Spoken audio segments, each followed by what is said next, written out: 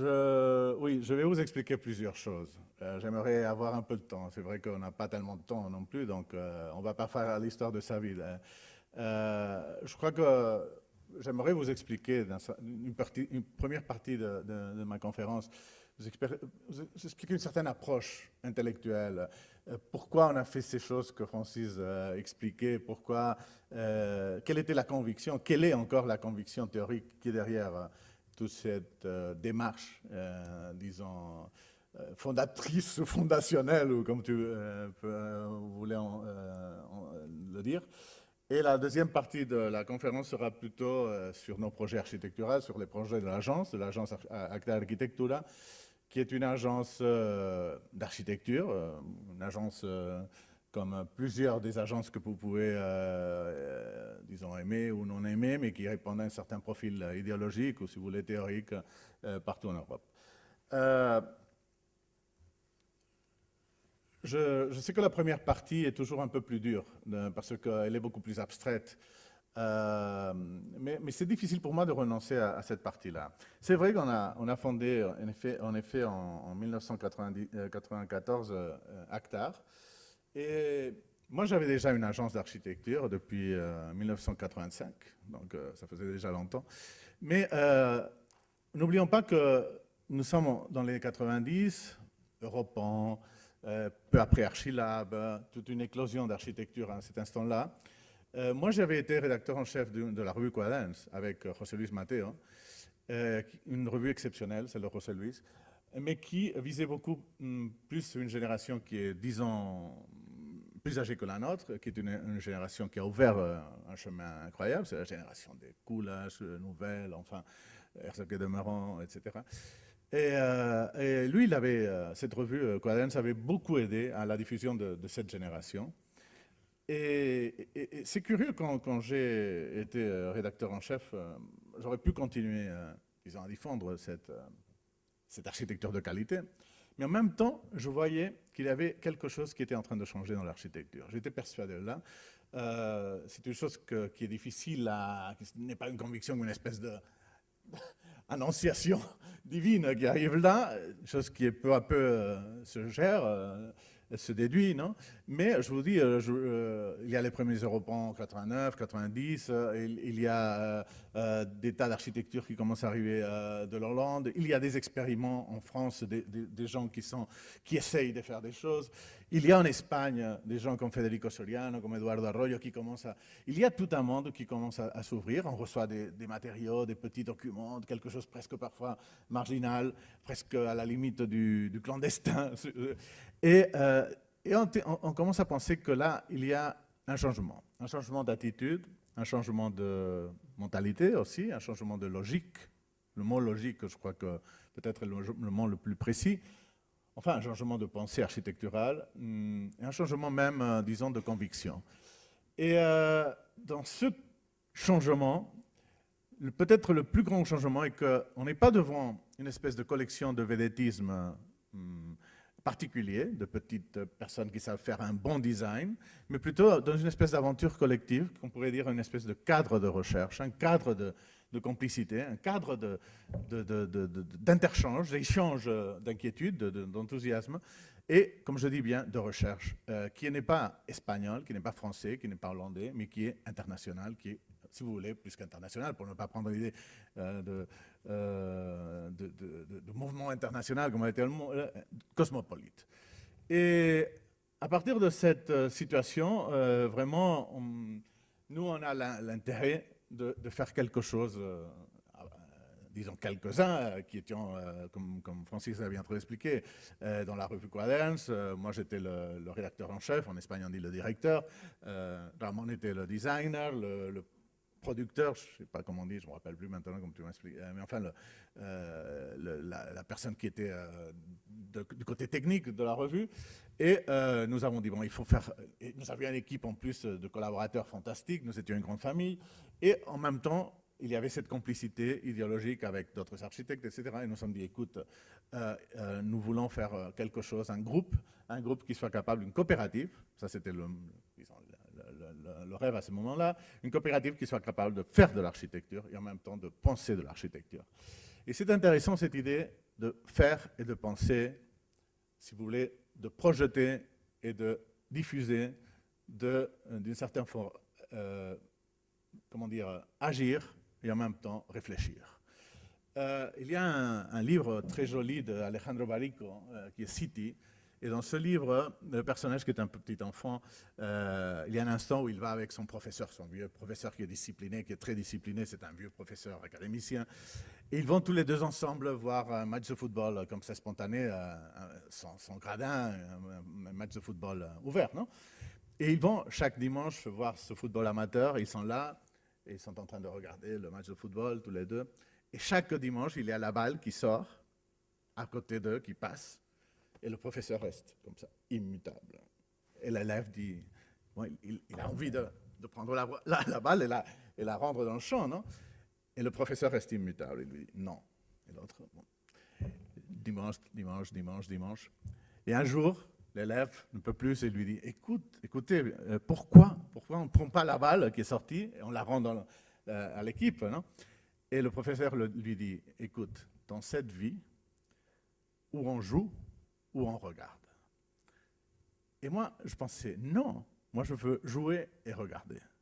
Et c'est toute l'intention de Akhtar était de jouer et de regarder. De jouer ce match fantastique qui était cette aventure collective et en même temps de la regarder, de l'analyser, de la diffondre. Non pas de nous diffondre, nous, ni pas non plus de diffondre une certaine qualité architecturale éclectique, mais de diffondre une certaine idée architecturale qui était liée à ça. Et qu'est-ce que cette aventure? Bon, je vous expliquais avec ce mot. Effectivement, Francis l'a très bien expliqué. Akhtar voulait était comme une espèce de machine unitaire, comme un design pour faire deux choses. Finalement, on a compris 2 ans après, en 1996, que c'était pratiquement impossible, cette idée coopérative, romantique, d'être une seule machine, un seul design qui soit capable de voler et de courir. Et on s'est divisé en deux, Akhtar projet éditorial et Akhtar architectura. Et donc nous sommes maintenant comme une espèce d'avion-car, avion et autocar ou voiture. Et l'un peut courir, ou court plutôt, l'autre vole, mais parfois nous sommes ensemble, comme là, et alors on fait les deux choses ensemble. Non? Mais ce n'est pas toujours. Il y a une ligne de relation subtile, très, très, très faible, et cette ligne qu'on peut apercevoir là, ça, ce n'est pas un objet pour courir et voler, c'est une hybridation, c'est une relation, c'est, si vous voulez, un objet, un antitype, c'est un objet qui naît de l'idée de croisement, donc l'idée de relation entre deux objets qui ont chacun sa particularité, mais qui ensemble peuvent multiplier leurs prestations. Donc maintenant, nous avons ces deux artefacts. Vous pouvez penser, je vous laisse, qui est l'avion et qui est la voiture. Mais l'intéressant, c'est pourquoi tout cela? Parce que nous étions, comme je vous dis, convaincus qu'il y avait toute une nouvelle pensée qui était reliée à cette recherche sur ce qui était l'architecture et l'espace architectural dans notre propre environnement. Si je devais synthétiser ma conférence en une seule image, probablement je choisirais celle-là. C'est une image qui parle justement de diversité, d'irrégularité, d'hétérogénéité aussi. C'est une image qui parle de collectivité, mais d'une collectivité diversifiée, individualisée, mais par contre, en même temps, agencée, ça c'est le mot, disons, philosophique, organisée, si vous voulez, à partir d'un dispositif, d'une règle du jeu, d'un système, si vous voulez, moi j'aime plus le mot dispositif, qui permet de célébrer la diversité, célébrer les régularités, célébrer la simultanéité de mouvements, de besoins, la simultanéité d'actions, et en même temps leur donner une certaine vision collective, organisée, orientée, etc. Évidemment, ici, nous avons quelqu'un qui, peut-être dans une seconde, sera par terre, qui est quelqu'un de très valiant, très audacieux, mais parfois un peu irresponsable. Et ici, tout le contraire, nous avons quelqu'un qui a très peur et qui reste attrapé dans la clôture. Et là, c'est des gens qui sont ensemble et qui cèdent. Et là, quelqu'un qui est plus séparé, qui n'aime pas, qui préfère être solitaire. Mais tout cela donne une polyphonie de mouvements qui sont articulés. Donc, l'idée de processus, l'idée d'organisation et même l'idée de jeu ou de règles de jeu sont ici ensemble. Mais qu'est-ce qui est encore plus important de cette image, qu'il y a une idée d'interaction, et là c'est une grande, grande conquête de notre contemporanéité, de cet changement de logique, l'idée d'interaction, pas l'idée d'imposition, même pas l'idée de composition, je vous le verrai après, mais l'idée d'interaction entre des phénomènes, des programmes, des mouvements, des actions, etc. Une interaction simultanée. Et il y a une autre chose importante, c'est que nous savons que ça c'est une instantanée d'un mouvement qui, dans une seconde, sera tout à fait différent, sera tout à fait changeante, sera évolutif. Et donc, ce type, peut-être, il sera par terre. Celui-là, il sera vaincu sa peur et sera plus élevé. Ceux-là vont changer et seront ensemble, etc., etc. Et cette image changera. Donc, cette idée de forme n'est pas une idée de forme figurative, objectuelle, compositionnelle, mais plutôt une idée de trajectoire dans l'espace, une idée de forme liée à une certaine idée de dynamique du processus. Et cette conquête du dynamique, d'un système dynamique comme serait celui-là, est aussi la grande révolution de cette fin de siècle. Toute l'architecture que nous pouvons considérer, comment dire, liée à cette aventure de la nouvelle interprétation de nos environnements, de nos villes, de nos sociétés, tâche de comprendre cette situation dynamique, évolutive, irrégulière, interactive, qui est celle de notre contemporanéité. Évidemment, cela ne convoque pas uniquement des sociétés, mais aussi des espaces, des territoires, des villes, des architectures, en fin de compte. Et toute la recherche est comment travailler avec des nouvelles idées de forme, avec de nouvelles idées d'ordre, avec de nouvelles idées d'organisation, parce que moi je crois à la forme, je crois à l'ordre, je crois à l'organisation, mais une ordre qui n'est pas un contrôle, une forme qui n'est pas figuration, et une organisation qui n'est pas conformation ou prédétermination. Et donc, tout cela, la recherche de nouveaux plans plans de bataille, oui, plans de bataille, non, on dit, mapas de bataille, non, de nouveaux dispositifs relationnels, et dans cet territoire diffus, international, cosmopolite, où quelques-uns seront plus intéressés à la génétique de la forme par ordinateur, et les gens probablement plus américains, d'autres seront plus intéressés à l'idée de croisement, à l'idée d'interaction, donc tout ce que tu parlais d'hybridation, d'autres seront plus intéressés à l'idée de programmation simultanée et de programmation, disons, d'ordre, d'agencement programmatique, d'autres seront plus intéressés à une idée d'instabilité dans l'espace, d'instabilité liée à l'enchangement. Vous pourriez penser à, je sais pas, la Caton Vassal. Donc, à des tas d'expériences qui chacune ne sont pas dogmatiques, ne sont pas doctrinelles, ne répondent pas à une formule, à un modèle, mais qui sont liées par certains aspects de cette nouvelle condition hétérogène, diverse, discontinue, irrégulière, systématique et contingente à la fois, simultanée et mixée, non, informelle et extrovertie, dynamique finalement évolutive de notre condition contemporaine.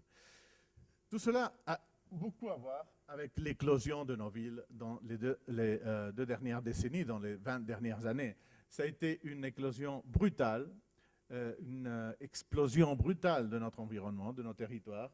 Évidemment, je ne découvre rien en disant que la ville a explosé, tous les phénomènes d'extroversion de la propre ville, tous les phénomènes de croisement entre ville et territoire, architecture et paysage, toute cette situation liée à la mobilité, liée à la communication, à la capacité d'échange distancé, à la capacité finalement d'échange d'informations et à la capacité aussi de communication qui font que la ville ne répond plus à un phénomène ou à un élément clôturé face au territoire, mais plus en plus à une espèce de grande distribution libre, espace temporel et informationnel en même temps sur le territoire. Évidemment, moi, je ne fais pas le panégyrique, je ne suis pas fasciné par le chaos de la ville, par l'aléatoire de la ville, par la ville diffuse, par la ville, disons...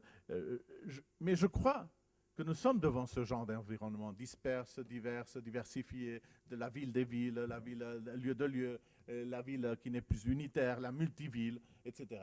Et donc, nous pouvons rester où c'est une attitude intellectuelle respectable, contraire à ces manifestations, et donc bloqué dans une idée très composée, très matérique et très, disons, stabilisée de l'architecture face à ces phénomènes, où nous tâchons de comprendre quels sont les conflits et les drames de ce genre de situation, mais aussi les potentiels. Et les potentiels sont liés à tout ce que nous avons vu, à un genre d'organisation de forme d'ordre plus irrégulier, plus dynamique, plus hétérogène, etc., etc. Mais en même temps, il y a des conflits sur la ville.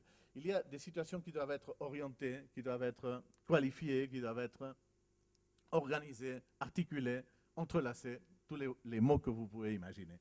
Donc moi, je ne renonce pas comme architecte à penser qu'on doit penser la ville, qu'on doit chercher des dispositifs et des mécanismes de qualification de cette ville, mais en même temps, je tâche de penser que la ville contemporaine, que notre environnement parle de cela, parle de diversité, parle de irrégularité, parle d'hétérogénéité, et parle de mouvement, et parle finalement de dynamisme, c'est-à-dire de quelque chose qui est décidément ouvert et non plus fermé.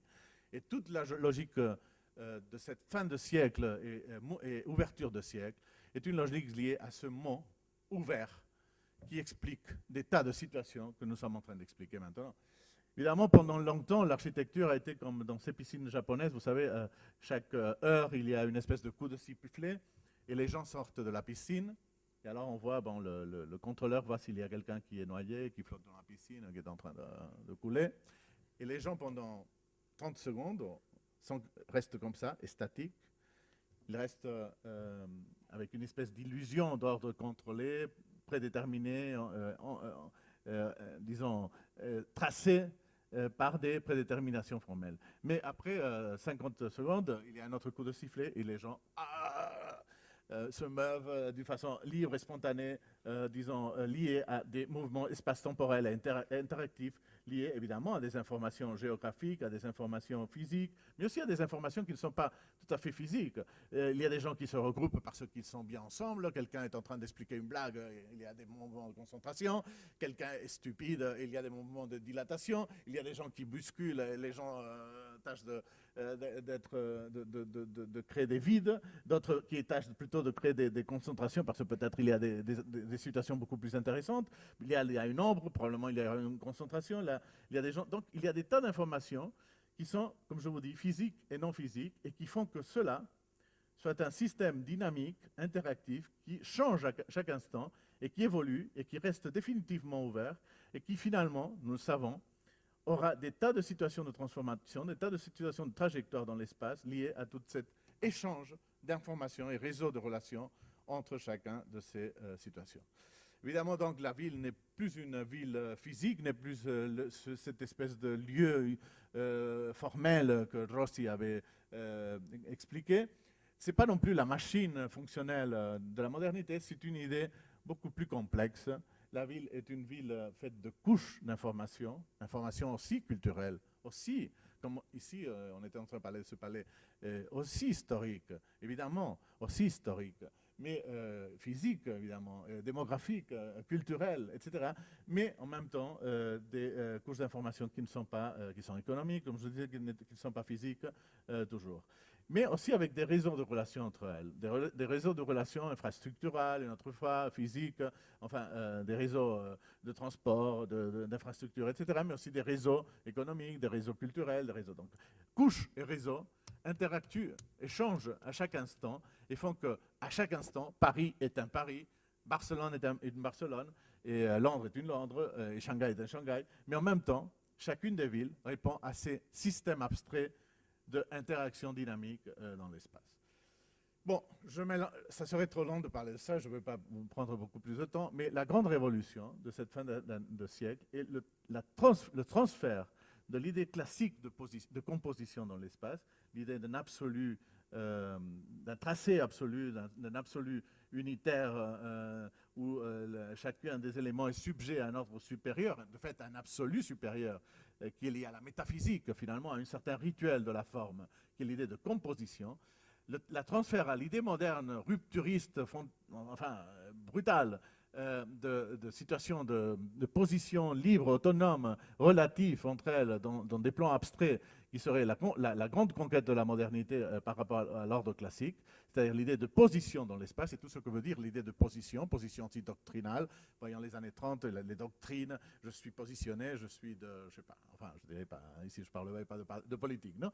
Mais enfin, l'idée de position relative par rapport aux autres éléments, par rapport à l'espace, par rapport aux relations, mais aussi une idée finalement statique ou fixée, plus que statique, fixée de l'idée architecturale et même de l'ordre architectural, une ordre d'autre part logiquement pur, puriste, essentialiste, parce que l'idée de position est quelque chose d'essentialiste, et puis la conquête de notre temps, qui est la conquête de l'idée de disposition, dans le sens de le transfert de l'idée de composition à l'idée de position, l'idée de position à l'idée de disposition, comme quelque chose lié à l'idée de dispositif, quelque chose lié à l'idée de système, de processus, système évolutif, je parle bien, pas système structuraliste, système évolutif, dispositif stratégique, processus dans l'espace, et donc à l'idée de trajectoire ouverte, de trajectoire qui évidemment a une logique interne, qui a une certaine immanence interne, mais qui est capable d'expliquer d'autres possibles formes, d'autres possibles évolutions, d'autres possibles figurations de l'espace.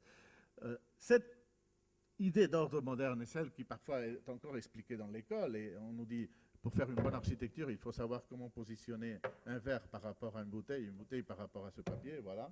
Ça, c'est une bonne architecture, quand tu as fait la fixation essentialiste, dépurative, cette abstraction dépurative de l'ordre moderne. Mais par contre, l'idée de disposition parle que tu peux avoir là-dessus, on peut sembler quelque chose de semblable. Quelques-uns disaient l'architecture hollandaise est une architecture, je parle, c'est une anecdote, non, comme le moderne État. Non, il y avait quelque chose au-delà de cela, qui était l'idée de dire à part de cette forme, cette figuration, il y avait le processus interne, la logique interne, le système interne, qui pouvait dire que ça c'était une figuration, mais peut-être en 2 secondes, nous avions ça, et de fait c'était la même chose. Finalement, il y avait quelque chose de topologique là-dessus, qui était la grande conquête de cet transfert dynamique, évolutif, interactif, et donc impur, nécessairement impur, de notre société. Je ne veux dire pas avec ça que je sois quelqu'un éclectique, impur, tout va. Je crois que la postmodernité a été une espèce de fallacie qui prenait la production moderne, toute la machine productive moderne, avec tout le maquillage cosmétique classique, pour faire de cela une espèce de langage, de fin de siècle. Mais toute la révolution conceptuelle dont je suis en train de vous parler ne parle pas de cette espèce de logique de production moderne et langage classique, mais plutôt d'une nouvelle logique interne, d'une nouvelle conception liée à ces notions, si vous voulez, à ces conditions et à ces paramètres. Notions comme l'idée de processus, l'idée de complexité, parce que c'est logique que j'ai appelée logique ouverte, parce que j'aime le nom ouvert, non? Mais de fait, on pourrait parler de logique complexe, finalement. Parle de complexité et parle de diversité, une certaine célébration de la diversité. Et les conditions sont des conditions de dynamisme, d'interaction, d'irrégularité, ou si vous voulez, d'impureté. Irrégularité et impureté, plus ou moins, c'est la même chose. Et puis, ce n'est pas la même chose, évidemment, du côté scientifique, mais il y a quelque chose d'impur dans toute la partie régulière de la géométrie même. Et tous les paramètres associés, capacité évolutive, capacité de simultanéité et capacité combinatoire ou hybride. Et toute cette logique, bon, moi, je vous dis, j'ai utilisé le mot ouvert parce que c'est un mot que je trouve fantastique. Ouvert veut dire, évidemment, la première chose, ouvert veut dire non fini, veut dire indéterminé dans le sens de non terminé, mais ouvert veut dire aussi quelque chose de relationnel. Quand quelqu'un est ouvert, c'est qu'il veut se relationner. Ouvert veut dire quelque chose d'interactif. Quand quelqu'un ou quelque chose est ouverte, tu es ouvert. C'est quelqu'un qui veut être extroverti, veut se manifester lui-même, mais en même temps se relier à la vie, aux autres, à la contemporanéité. Et tout cela est dans l'architecture dont je suis en train de vous expliquer, cette idée de parler de moi-même et en même temps du monde, non?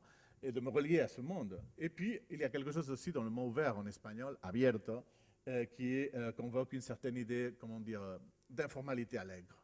Quelqu'un ouvert, c'est quelqu'un d'optimiste, finalement, et quelqu'un, comment dire, d'une certaine allégria. Et moi, je crois aussi que dans cette architecture, il y a moins de sévérité et plus d'allégria, plus d'allégresse, plus d'optimisme inventeur, d'optimisme créatif, d'optimisme, comment dire, illusionnés pour penser qu'on peut fonder un nouveau monde, pas un nouveau monde dans le sens moderne qui substituerait le monde ancien, juste le contraire, un nouveau monde qui peut se relier au monde classique, au monde moderne, et qui peut les réactiver ensemble en donnant de nouvelles informations qui réagissent avec eux. Et bon, tout cela m'a mis, beaucoup de temps à tâcher de comprendre tout cela, et même je n'arrive pas très bien à l'expliquer, c'est sûr.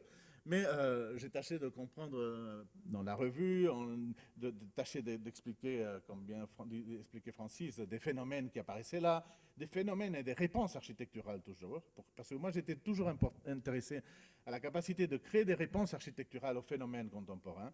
Donc une attitude un peu différente d'autres architectes qui préfèrent une description des phénomènes, mais sans le risque de réponse architecturale. Parfois, ces réponses étaient un peu infantiles, un peu ingénues, parfois elles étaient plus profondes, mais l'important c'était cette attitude propositive, prospective, dont parlait Francis. Après, nous avons fondé, Metapolis, tu l'as très bien expliqué, un groupe d'architectes de Barcelone. À Barcelone, nous pouvions faire ça, et nous l'avons fait. Nous sommes unis pour expliquer tout cela, pour faire des mobilisations sociales, aussi pour parler que l'architecture devait rencontrer la société et célébrer ses idées ensemble avec des anthropologues, des géographes, avec des journalistes, avec des gens qui sont dans la rue et qui ont une pensée qui n'est pas uniquement architecturale, mais d'un nouveau ordre de choses, même politique, social. Et donc, nous avons fondé Metapolis et nous avons fait des documents comme le dictionnaire Metapolis, bon, qui était aussi une aventure risquée parce que, de fait, c'est un dictionnaire absolument spontané et absolument, comment dire, fait à partir de la volonté d'agir, non, et la volonté de faire. Et nous avons fait d'autres manifestations sur le territoire. Pour moi, la ville, le territoire est un sujet d'exploration continue. D'autres manifestations comme la recherche Hyper Catalunya qui était sur le territoire. Nous avons fondé un institut de recherche qui continue encore et que Vicente Guayar dirige. Et bon, voilà. Moi, je suis un peu une espèce de schizophrénique parce que, comme bien vous expliquez, Francis, je suis architecte, je veux montrer des architectures, mais je ne renonce pas à la capacité encore de penser, d'écrire, de relier des architectures qui sont les miennes, évidemment, mais des architectures que j'aime, qui sont celles qui répondent probablement à cette aventure collective, et donc à la capacité encore de penser qu'on peut relier certaines expériences personnelles pour faire de cela quelque chose de plus grand que non pas une simple collection de noms ou une simple collection de méthodologies ou d'expériences. Je crois que toute ma lutte a été de fuir de l'idée de leader unique, de l'idée de grand maître iconique et de grandes marques isolées, et de penser que la grande génération qui venait là était une génération, non pas celle des années 90, mais toutes les générations qui sont en train de sortir des écoles, qui pensent plus à une idée d'aventure collective, évidemment avec nos personnalités, comme un peu dans la clôture que je vous ai montré. Chacun est différent, chacun veut se manifester, chacun a sa petite vanité, chacun a sa propre méthodologie professionnelle et sa propre intimité, sa propre subjectivité, mais en même temps, qui est capable d'expliquer quelque chose à la société au-delà d'eux-mêmes comme figures isolées. Et maintenant, qu'est-ce que je vais faire? Je vais vous expliquer mes intimités. Évidemment, je vais vous expliquer Acta d'Architectura comme une aventure subjective, intime, parce qu'évidemment, toute cette aventure théorique est une aventure comme les villes eux-mêmes. Toutes les villes sont semblables et toutes les villes sont différentes. Toutes les villes sont génériques et toutes les villes sont particulières. Paris est unique.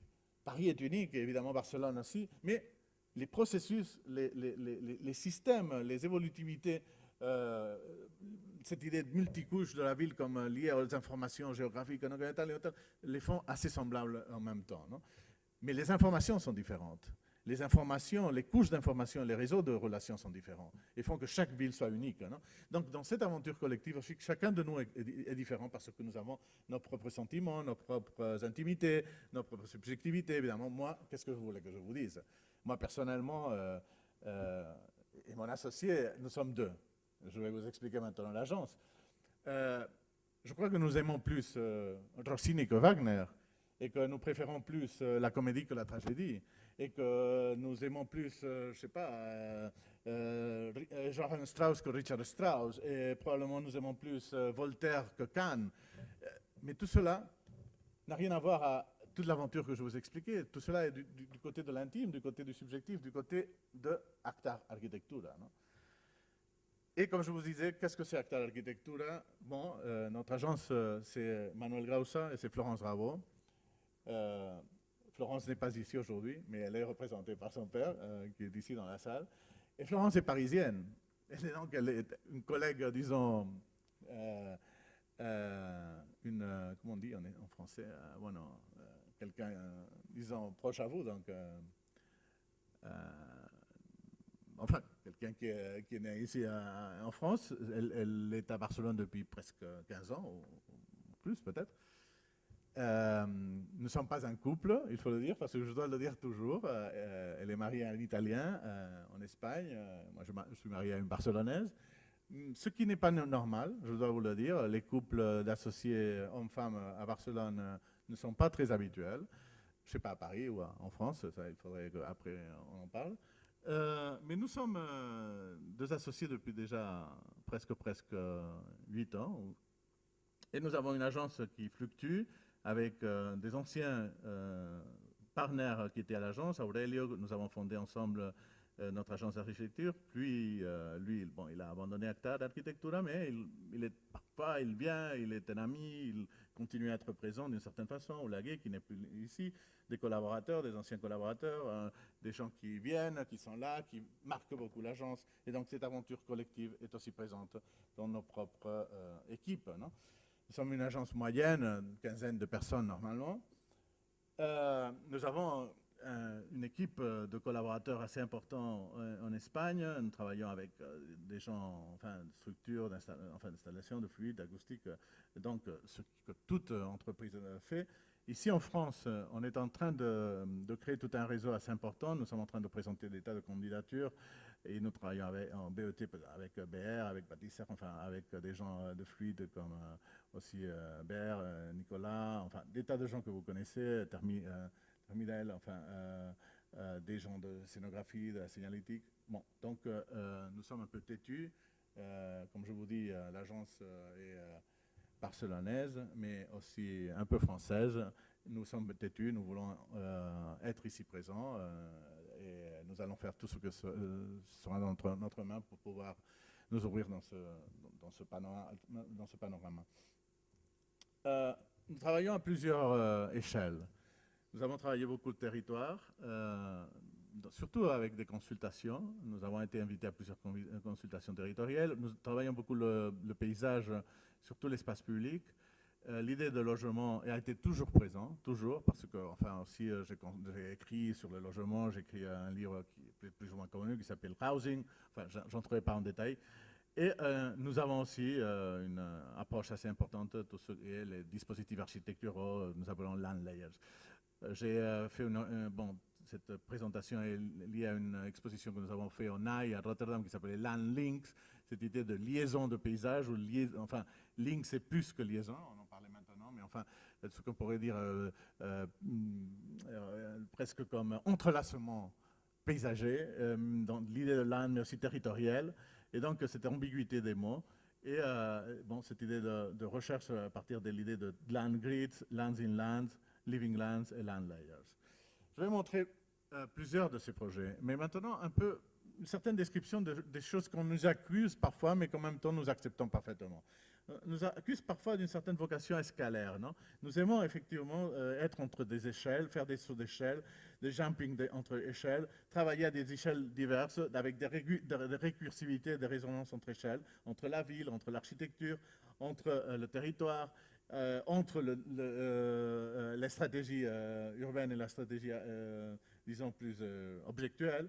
Nous avons une vocation combinatoire, probablement parce que j'aime les combinaisons, j'aime les collectifs, pas les collectifs uniformes, hein, je n'aime pas les masses, mais j'aime beaucoup les aventures collectives où chacun est, comme à Rome, les consuls, où il y avait des tas de consuls et tous étaient leaders, et il y avait parfois quelqu'un qui était primus inter pares, mais il n'y avait jamais une seule voix, mais plutôt une voix diversifiée, non?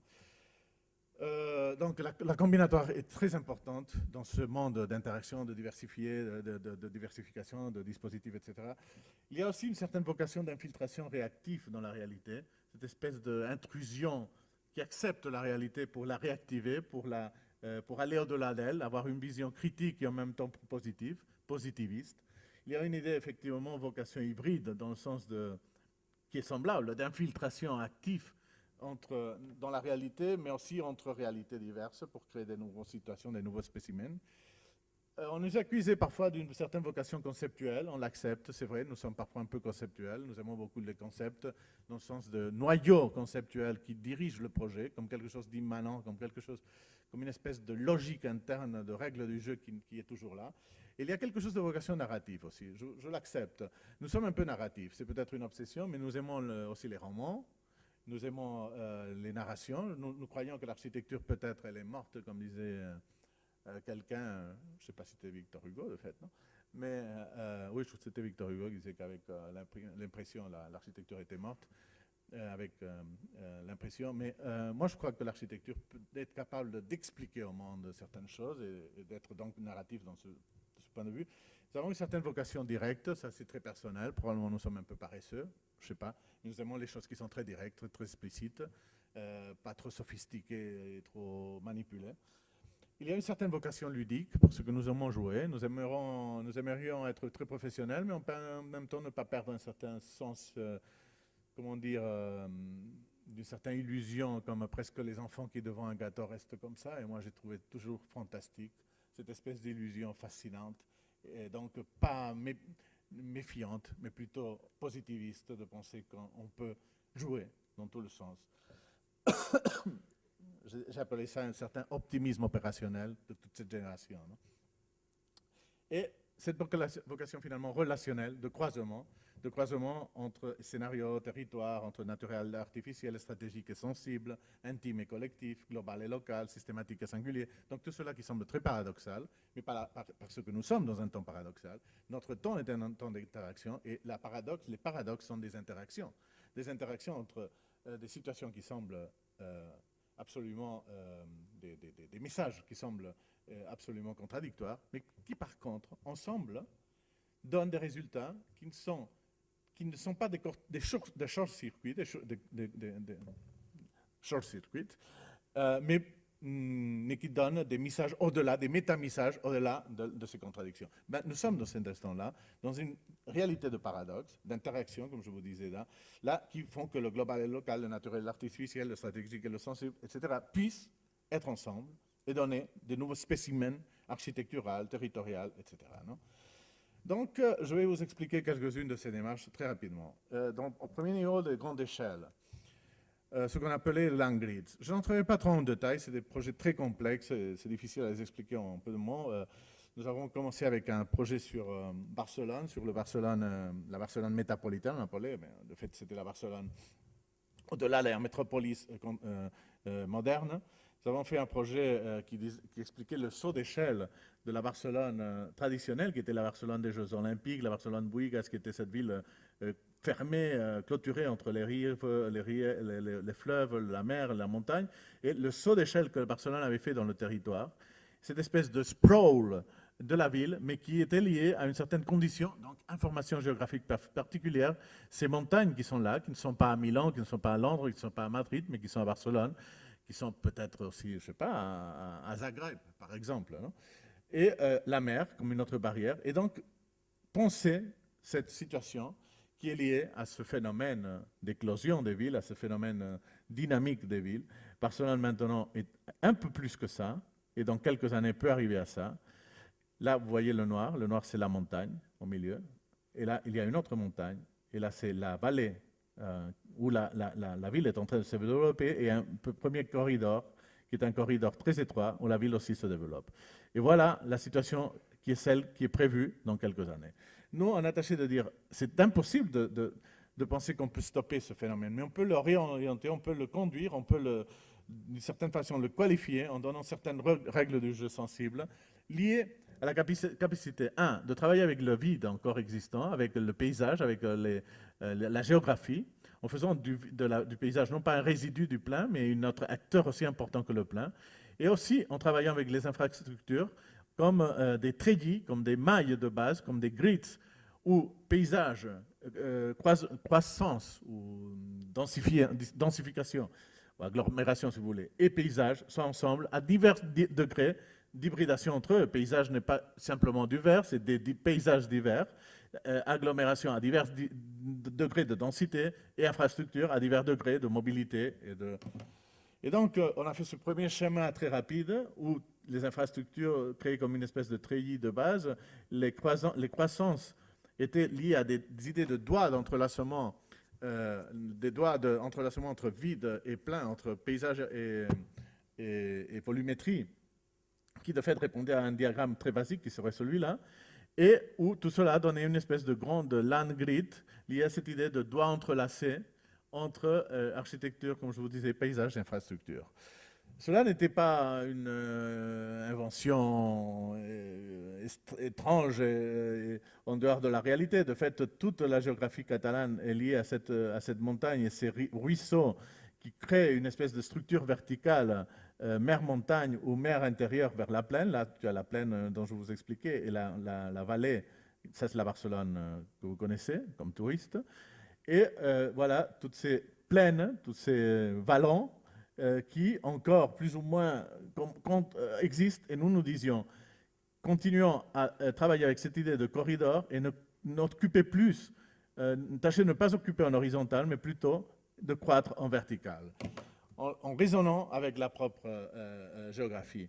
D'une certaine façon, il y avait quelque chose aussi de travail avec le vide, comme dans ces taches d'encre, où tu as des taches d'encre qui sont des figures, mais quand tu vois les vides créent le mot les traces, et quand tu as vu les traces, tu n'oublies plus jamais. Donc cette idée de vide et de plein ensemble dans le territoire avec une espèce de matrice interne qui est ici, hein, qui est aussi invisible mais qui existe, était liée à cette volonté de travailler avec des niveaux plus que de planification territoriale, ce serait pas, plutôt de stratégie territoriale, à partir de critères très basiques, très élémentaires, mais qui permettaient de créer une certaine qualité de croissance dans la ville du futur. Ça, c'est le schéma que nous avons fait en très peu de jours, pratiquement en une semaine.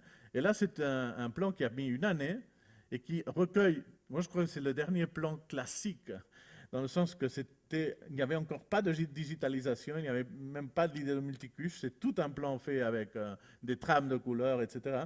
Et où toute cette stratégie diagrammatique est recueillie pour voir si c'était capable, en prenant tous les plans locaux, tous les plans municipaux, tous les plans d'infrastructure, tous les lotissements existants, les colonisations sauvages et même parfois non planifiées qui existaient. Bon, tout cela pouvait supporter cette espèce de schéma basique très flexible. Non?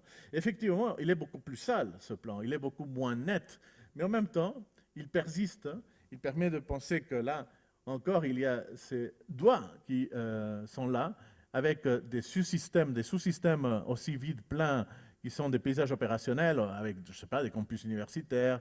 Par exemple, là, il y a le Valle d'Hebron, enfin, des situations de circulation interne qui sont liées à aussi des programmes fonctionnels, des situations comme cela d'un aéroport. Donc, l'idée de paysage dans tous les sens, paysage comme nature, paysage comme natufis, paysage, enfin.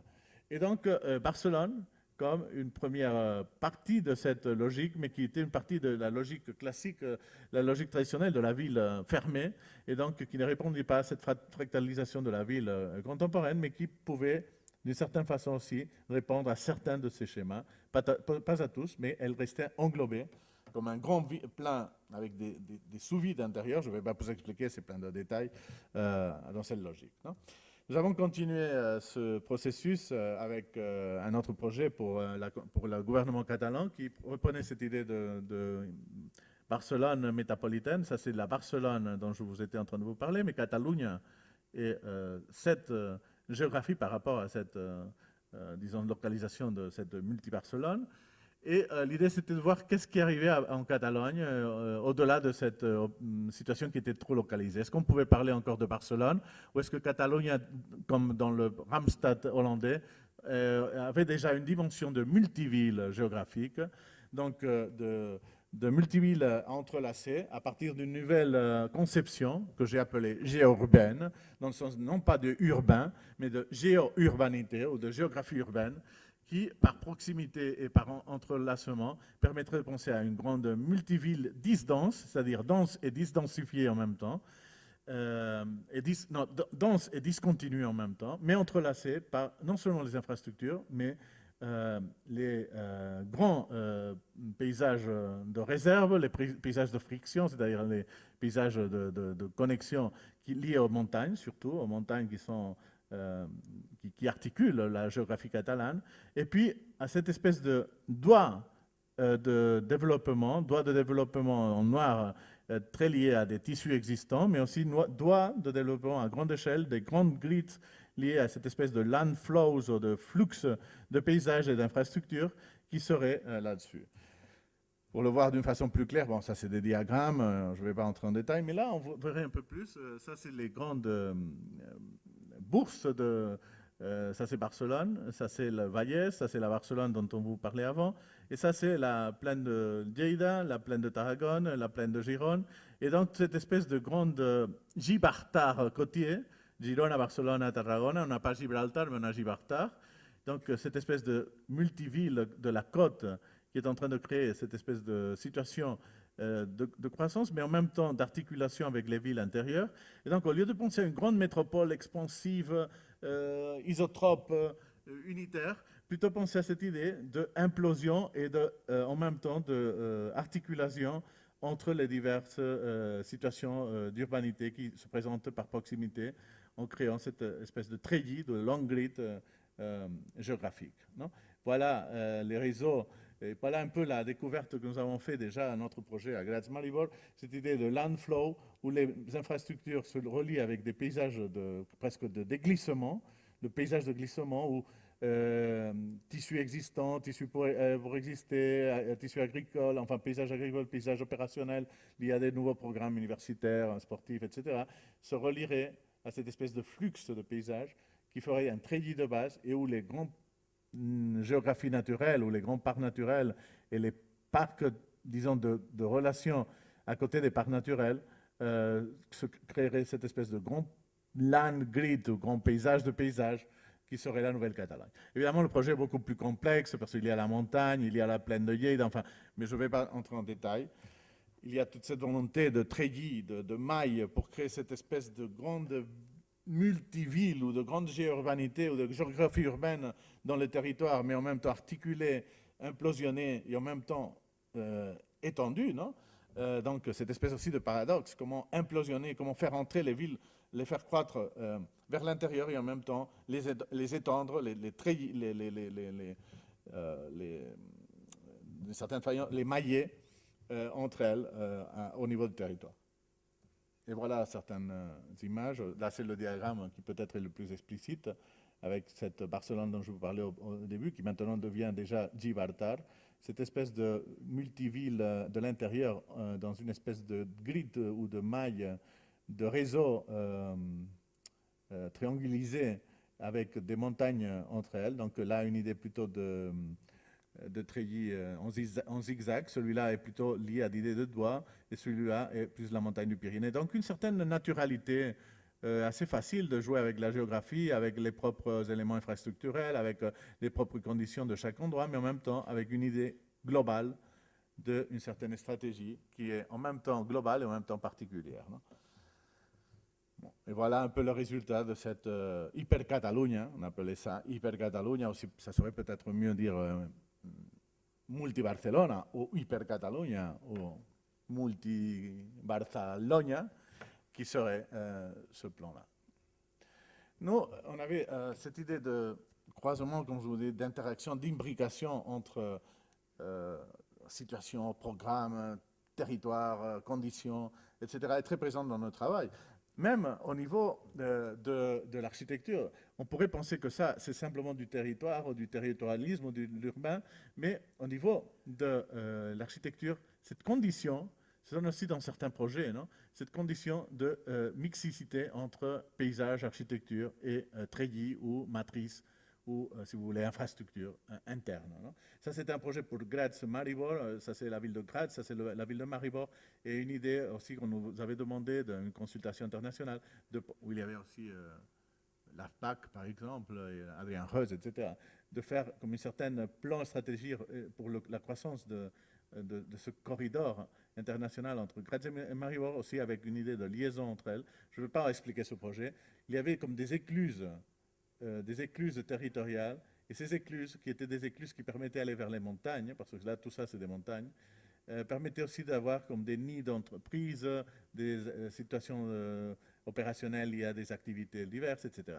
Et comme elles étaient normalement placées dans des espaces paysagistes fantastiques, hein, l'idée c'était de dire que là, on pouvait créer des nouvelles informations qui étaient des nouvelles couches architecturales qui entraient en résonance avec le paysage, mais en même temps ne refusaient pas leurs propres conditions énergétiques, si vous voulez, propres, de manifestations architecturales, comme une couche autonome et en même temps en étrange résonance, en étrange synergie avec le lieu qui environnant, avec l'idée de paysage. Donc l'idée de lands in lands apparaissait déjà ici, l'idée de paysage dans le paysage, l'idée de paysage amphitryon et paysage, disons, paysage amphitryon et paysage forasteros, non, paysage forain, non, forain, forestier. Et cette idée de topographie active ou de topographie opérationnelle dont nous avions parlé à cet instant-là. Un projet qui est très explicite pour expliquer ça, c'est ce projet pour Bruxelles, qui a été aussi une consultation menée par la Fondation Roy-Bauduin et par l'éditorial Prisme, Joël Claes, architecte, et qui était, où plusieurs architectes ont été invités, Dominique Perrault, Vinny Mas, François Roche, je crois même, d'autres architectes, Joël Claes, entre eux, pour parler de Bruxelles. Et bon, ils avaient été assez influencés par le premier Ménapolis, et bon, ils ont voulu faire comme une espèce de recherche sur Bruxelles, mais pas en prenant, disons, des conditions, disons, plus transversales, mais plutôt avec des situations concrètes de la ville. Non, je crois que Dominique Perrault travaillait ici, dans la Bruxelles Nord. Bon, nous, on devait travailler dans le quartier européen, le quartier du Parlement européen. Par exemple, Joël Claes travaillait tout le fleuve et toute la réorganisation du fleuve.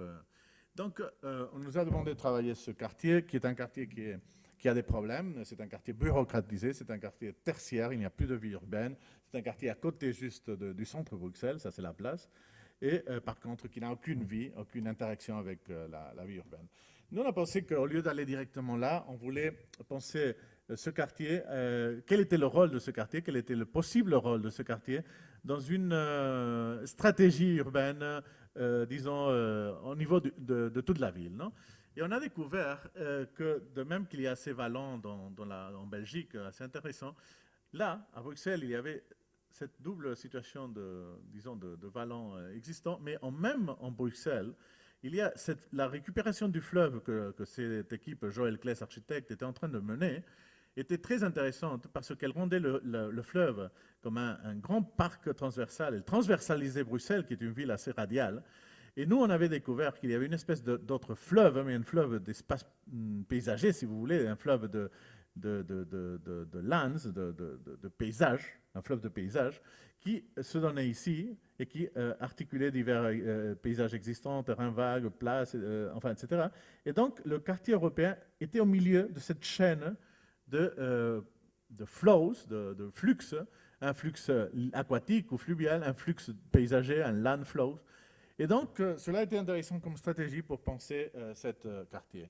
Voilà Bruxelles, ça c'est le centre, ça c'est le quartier européen. Le fleuve qui maintenant est absolument, disons, abandonné, c'est un fleuve industriel, il n'a aucune présence publique dans la ville, mais maintenant cette équipe voulait rendre le fleuve comme un grand parc fluvial pour la ville. Et nous, on avait découvert que là, il y a le bois qui pénètre, ou plutôt la ville qui sort dans le plan, mais qui pénètre dans la ville. Il y a les étangs ici, il y a certains parcs qui existent, des terrains vagues liés à la chemin de fer, etc. Et là, l'aéroport. Et donc, il y a comme une espèce de situation. Moi, j'ai vu ce plan, je dis, hostia, il y a quelque chose là qu'on peut lire, qui était ce rosario d'espace qui crée comme une autre flux parallèle au fleuve. Non, et donc, à partir de ce rosario, comme des clips qui permettaient de réunir d'autres parcs existants, etc. etc. Non, à partir de là, on a créé cette espèce de grande land flow qui était dans la tradition de ce qu'on avait fait, avec là, le quartier européen, le Parlement ici, le parc de Léopold II, enfin, etc. Donc un terrain vague qu'on récupérait, des espaces fluviales qu'on récupérait aussi, enfin, et tout cela comme une espèce de grande chaîne de paysages plus verts, plus artificiels, plus naturels, etc., qui se raccroulaient entre elles pour créer une grande, pas promenade, mais plutôt comme une grande chaîne transversale qui permettait de travailler dans la ville transversalement. Donc, le plan existant à Bruxelles des espaces verts est un plan, comme vous voyez, très radial. Il y a des grands espaces de référence et puis comme une idée de radialité à partir de la place centrale et de la ville centrale. Et nous, on disait, bon, on accepte ce plan, il ne faut pas le mettre en discussion, c'est un plan qui a mis des tas de discussions politiques, etc. Mais simplement, on vous dit, renforcez cette ligne, renforcez-la, et vous, en renforçant cette ligne, vous pouvez avoir le même plan, radial et en même temps transversal. Et cette ligne, évidemment, aussi, non? Donc voilà le nouveau plan d'espace vert, si vous voulez, au plan plutôt de land flow qu'on appelait, avec qui est exactement le même que celui-là, mais relié d'une autre façon, en acceptant la radialité et la transversalité en même temps. Donc une structure radiale et une structure de frange en même temps. Et cela nous donne une vision de Bruxelles, comme je vous dis, différente. Et donc, en revenant au quartier Europe, quel est le rôle de ce quartier dans cette nouvelle structure? Donc on s'était dit, pour revitaliser ce quartier, voilà le Parlement, voilà le parc de Léopold II, vous voyez des tas de parcs, ici un autre parc à côté, ici un espace un peu abandonné qui est comme une tranchée du terrain, des chemins de fer, puis là d'autres parcs, etc., etc. Et là, le Parlement européen, et là, différentes grandes structures administratives, et un tissu qui a été peu à peu abandonné par les logements et qui devient un tissu tertiaire, bureaucratique, etc. Les gens arrivent là, les fonctionnaires de l'Europe vont dans ces différentes administrations et la vie urbaine n'entre pas dans ce quartier. Donc, on a dit qu'il faut faire entrer l'activité à toutes les échelles, l'activité urbaine, et faire entrer aussi l'idée de natufis, qui est un mot qu'a utilisé Eduardo Arroyo, un compatriote qui a été ici avec vous avant moi. Natufis, un mot formidable, naturalité et artificialité, nature et artifice en même temps, pour faire de cela un leitmotiv de nos interventions. Nous allions intervenir dans le parvis existant, qui est un parvis absolument minimaliste des années 70, dans le terrain vague qui existe ici, et dans cette grande structure, bâtiment structuraliste des années 60, qui a de la luminosité et qui a des pathologies qui doivent être détruites dans peu de temps.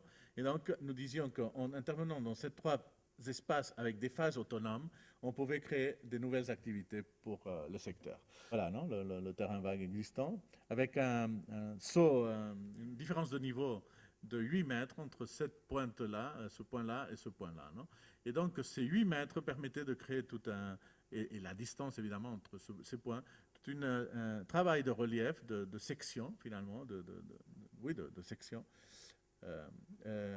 assez intéressant. Voilà l'opération avec celle-là, qui serait ici. Et cette opération qui serait cette nouvelle topographie ou espace public mais dense, qui était liée à certains programmes urbains, multicinéma, centre commercial, centre culturel, sport and leisure, parking, etc. Tout cela dans une espèce de mixing use building qui était plutôt urbain. Non? Comme je vous disais, la section disons, travaille avec cette différence de niveau et permet une ouverture ici comme un grand atrium avec des connexions et donc cette capacité de faire entrer la lumière jusqu'à l'intérieur. Non? Les galeries d'art, les boutiques, les gymnases, etc. Voilà l'aspect final de cet espace vide fantastique au milieu de la ville et un aspect, disons, dans le dos, non, du bâtiment. Et là, la troisième phase, qui serait la substitution de ce bâtiment qui a de la lumineuse et qui est un bâtiment structuraliste des années 70, pas tout à fait non intéressant, mais qui doit être enseveli, et la substitution par un nouveau genre d'architecture qui était très intéressante, parce que si là on avait un bâtiment fantastique des années 20-30 qui est l'hôtel international, qui est une architecture classique, une architecture compositionnelle ou compositive, non? Et là, on a le projet Berlaymon, qui est la manifestation de l'architecture fonctionnaliste positionnelle, l'objet positionnel dans l'espace. Nous, on voulait faire ni un tracé, ni une composition, ni un objet, disons une position, mais plutôt une situation hybride, un croisement, un artifice qui était une géographie dispositionnelle.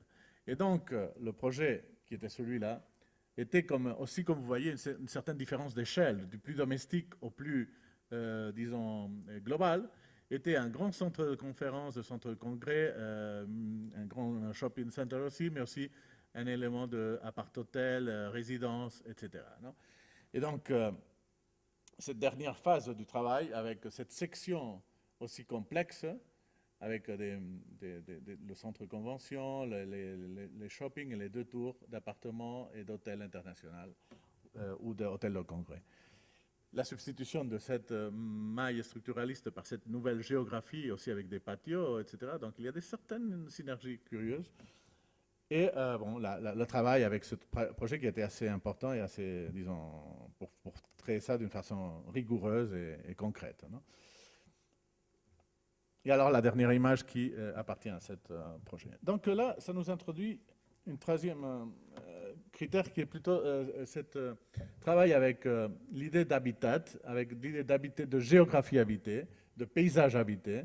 Nous, on a eu un travail sur ce sujet à Hypercatalunya. C'était aussi une consultation du gouvernement pour travailler avec l'idée de créer des nouveaux modèles de croissance de la ville qui ne sont pas des modèles de continuité de la ville, hein, l'idée d'ensanche, l'idée d'élargissement de la ville comme unique rhétorique de cette idée de croissement de la ville en disant de reconstruire, non seulement reconstruire, mais d'étendre la ville à partir de ses propres traditions, de ses propres routines. Donc l'idée d'élargissement pourrait être substituée par l'idée plutôt de fondation de nouvelles transitions entre ville et paysage.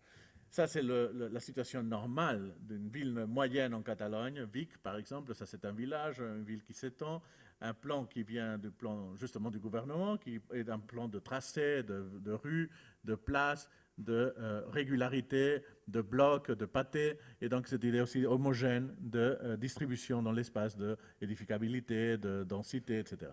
Nous, ce qu'on disait, c'est que si cela permet des ouvertures, des percées dans le paysage, des visions du paysage, tout cela, ce qui fait, c'est fermer la ville. On va travailler avec les mêmes critères de densité, d'édificabilité, de tal, mais en créant des nouvelles situations plus irrégulières, probablement plus concentrées, et en même temps avec une idée de vie de plein très liée, qui permet de travailler, de densifier la ville, en même temps de maintenir ces situations de relation avec le paysage, avec la nature, avec les horizons, avec le ciel, etc. etc. Non? Et en même temps, cette idée de transition entre ville et paysage, nature et artifice, ou géographie et architecture. Les cartes qui sont utilisées dans l'administration publique jusqu'à maintenant sont des cartes très usées. Ces cartes presque de tricheurs de Mississippi, on les connaît tous. Ce sont les cartes qui sont presque toujours là-dessus. Les tracés sont plus ou moins réguliers, plus ou moins radicaux ou plus ou moins pseudo-pictoresques. Mais finalement répondent à cette idée de ville tracée, de ville continue, de ville homogène, de ville reconstruite ou, disons, récréée, qui répondrait au paradigme de la ville traditionnelle. Et nous, on pensait qu'on pouvait avoir des nouvelles cartes qui parleraient, par exemple, de fields, de culture, en espagnol, des cultivos, non, de champs de culture, comme les fields, comme les pixels sont des fields de densité, c'est-à-dire de champs de densité. Les pixels sont des champs de densité de couleur ou de champs de densité de couleur, bon, enfin, je ne me rappelle plus le mot, et donc d'information digitale, mais aussi, on peut penser que ça, c'est des champs de culture agricole, on dit cultivo, et donc l'idée de champ, comme une certaine idée de treillis plus ou moins régulier aussi, plus ou moins, disons, linéal serait le mot, et de l'autre côté, l'idée de topographie, qui serait plutôt non tellement l'idée de champ, mais plutôt l'idée de superposition, de layers, de superposition de couches d'informations. On a créé avec ça toute une espèce de catalogue de patrons de paysages, patrons qui sont liés aux terrasses, aux surcos, aux sillons, aux pics, aux plateformes, aux mesetas, non, etc. Et voyons que cela, presque comme de la géomancie japonaise ou chinoise, non, permettait de créer des diagrammes de paysages, mais presque des diagrammes aussi de dispositifs qui seraient des dispositifs à densité variable, des petites densités, plus ou moins unifamilières, à des hautes densités ou des moyennes densités collectives. Non? Et cela, là, avec l'idée de champ, ou l'idée, si vous voulez, d'entre-trame, plutôt de... entramados, bon, de trame, et là, plutôt à l'idée de topographie ou l'idée de couche, non? Il nous faudra la même chose avec ce genre de situation. Non?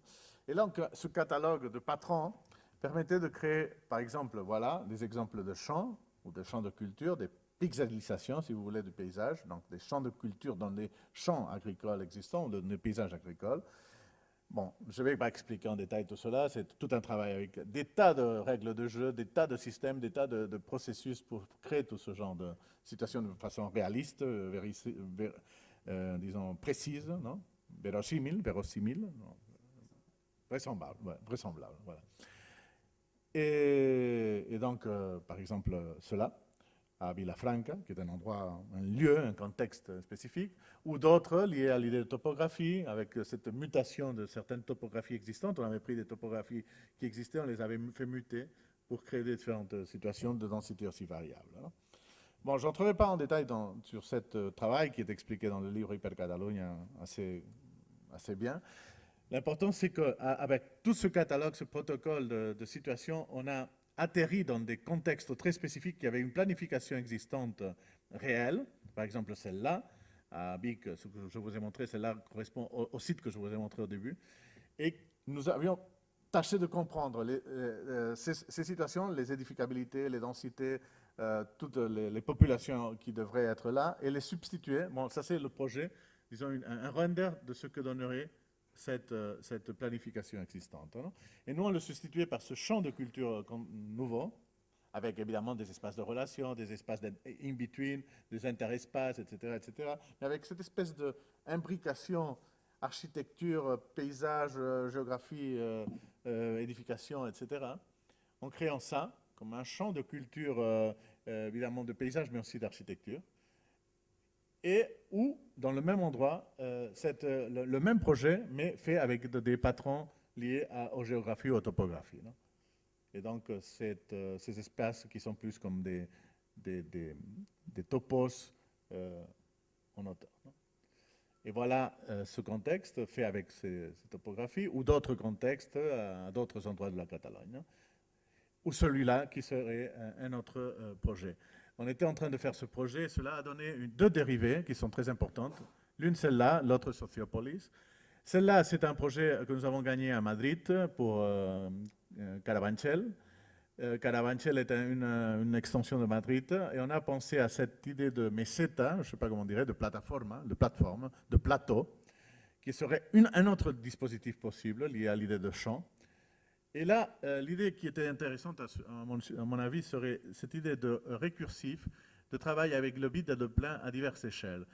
Tout le projet se base dans l'idée d'espaces vides, qui sont des espaces d'introduction vers le centre de ce grand espace qui était le projet qu'on avait à Carabanchel. De fait, c'était ce pâté-là.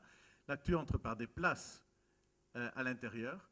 Chacune des logements à un premier niveau a une connexion entre ces places publiques et un patio intérieur plus domestique. Et à un grand niveau, il y a un hyper patio qui est la couverture au niveau numéro 2, non premier étage, mais au second étage, qui est la couverture collective, qui est un grand vide collectif. Donc nous avons un grand vide collectif qui rassemble toutes ces différentes hauteurs périmétrales, puis des vides qui font pénétrer les citoyens jusqu'au cœur du projet, et donc des appartements en deux niveaux qui sont liés à ces patios. Donc, vous voyez un peu la distribution. au niveau du plan masse et au niveau du premier étage et du rez-de-chaussée. Voilà. Et après, il y a des niveaux périmétrales qui croient en hauteur, qui poussent en hauteur et qui créent cette situation que nous allons voir mieux ici dans la maquette. Donc voilà la grande espace collectif qui est le grand vide au niveau du rez-de-chaussée, du deuxième étage, qui est comme un grand parc collectif, et puis la piazzas, les places qui donnent des connexions avec la rue et font pénétrer, disons, les utilisateurs vers leur maison. Et donc les maisons, les maisons qui sont en 2 hauteurs ici et qui donnent lieu à des patios domestiques, et puis d'autres volumes qui sont en hauteur et qui sont en relation avec cette place. Tous les logements, ceux-là et ceux-là, sont en relation directe avec cette place collective. Non? Donc, on appelait ce système élémental ou émental. C'est un système élémentaire. En espagnol, le mot de jeu est beaucoup plus clair parce que le jeu de mots est beaucoup plus clair parce qu'on a élémental, qui est comme elemental et élémental. Non? Élémentaire et en même temps émental. Non? Dans le sens de cette idée de trou, de masse perforée, qui serait celle-là ou celle-là. Non? Voilà quelques visions de ces espaces. Ça, c'est les parcs, les places d'introduction à l'intérieur. Les espaces, ces patios domestiques à l'intérieur et le grand espace collectif avec différentes visions transversales et les situations. Donc, là, ça a été un premier projet qui était dérivé de toutes ces recherches sur les paysages habités. On avait dit qu'on ne voulait pas des extensions résidentielles, on ne voulait pas des ensanches résidentielles, mais plutôt des paysages habités, des living lands. Et tout cela a donné d'un côté ce projet, cette dérivée, nous avons un prix, bon, le premier prix, et puis bon, ça ne va pas être réalisé, lamentablement. Et puis, l'autre projet qui a été une dérivée un peu de cette recherche a été le projet Sociopolis. Le projet Sociopolis, toute cette recherche, qui était, on dirait, très théorique, très abstraite, à la fin, devait être convertie en un plan pilote en Catalogne fait par le gouvernement catalan. Lamentablement aussi, le gouvernement a changé politiquement, le parti qui nous avait chargé toute cette commande a perdu les élections, donc le gouvernement n'a pas continué. Et par contre, à Valencia, les gens de Valencia ont vu ce travail et ont été très intéressés à cette situation qui était pour eux importante parce que Valencia est très en relation avec la Huerta. La Huerta est comme l'espace agricole énorme à côté de Valencia. La ville est en train de pousser, de s'étendre vers cet espace agricole qui est protégé. Et il y a des tas de résidus entre la ville et cet espace qui est préservé, qui sont des résidus qui n'ont pas l'entité pour être préservés, mais en même temps qui ne veulent pas être détruits. Et donc, cette espèce de transition architecture-paysage, pour eux, était très importante. Alors, bon, ils ont été très intéressés. Histoire anecdotique, Vicente Boyar est valenciano, ils avaient des contacts là-dessus avec Vicente, et on lui a dit, chargez-vous de faire ce projet.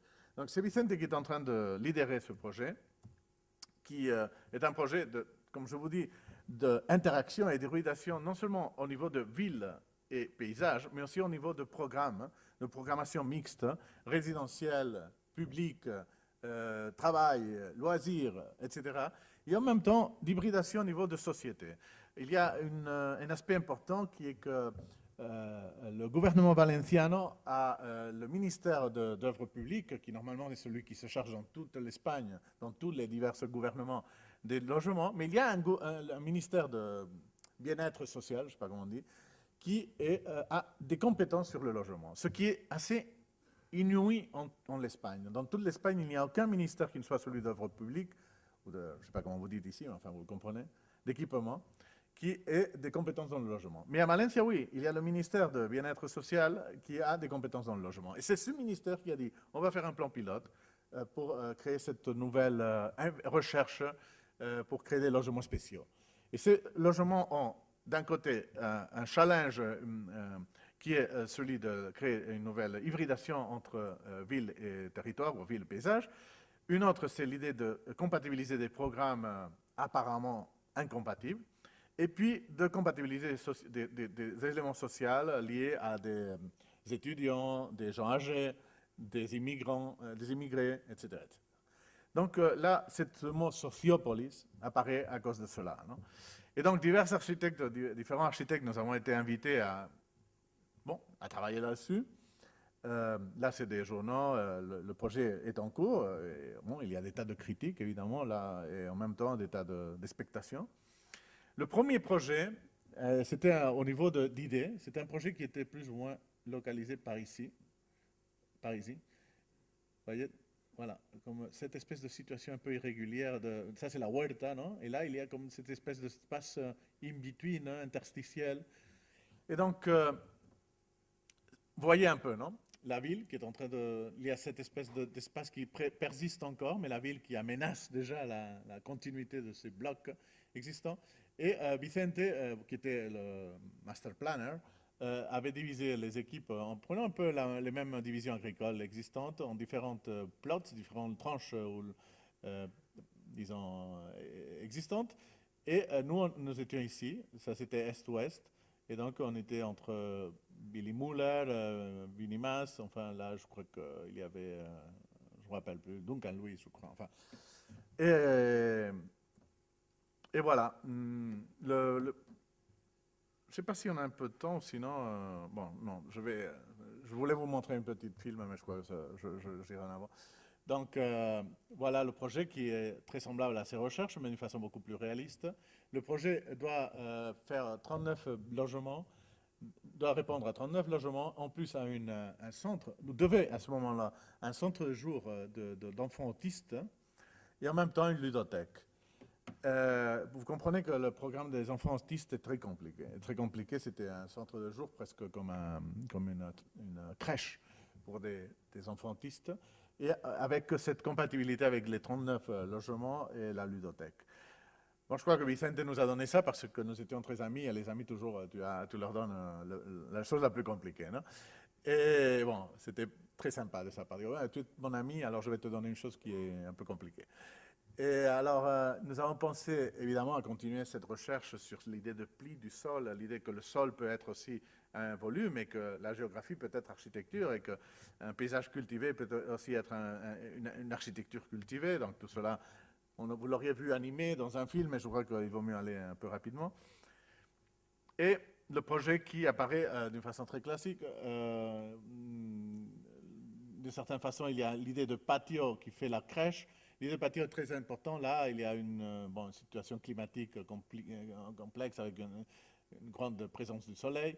Donc l'idée de patio allait très bien. Et d'autre part, cette idée d'espace collectif en couverture qui permettait de créer un pli dans le projet et de faire que, en prenant les pentes pour les handicapés logiques, on pouvait accéder à tous les niveaux du bâtiment et créer comme un espace collectif qui multipliait un peu le sol existant et qui était en contact avec cette crèche qui ne la refusait pas, mais en même temps qui, d'une certaine façon, quand on arrivait dans le logement, là il y avait des corridors, les logements étaient tous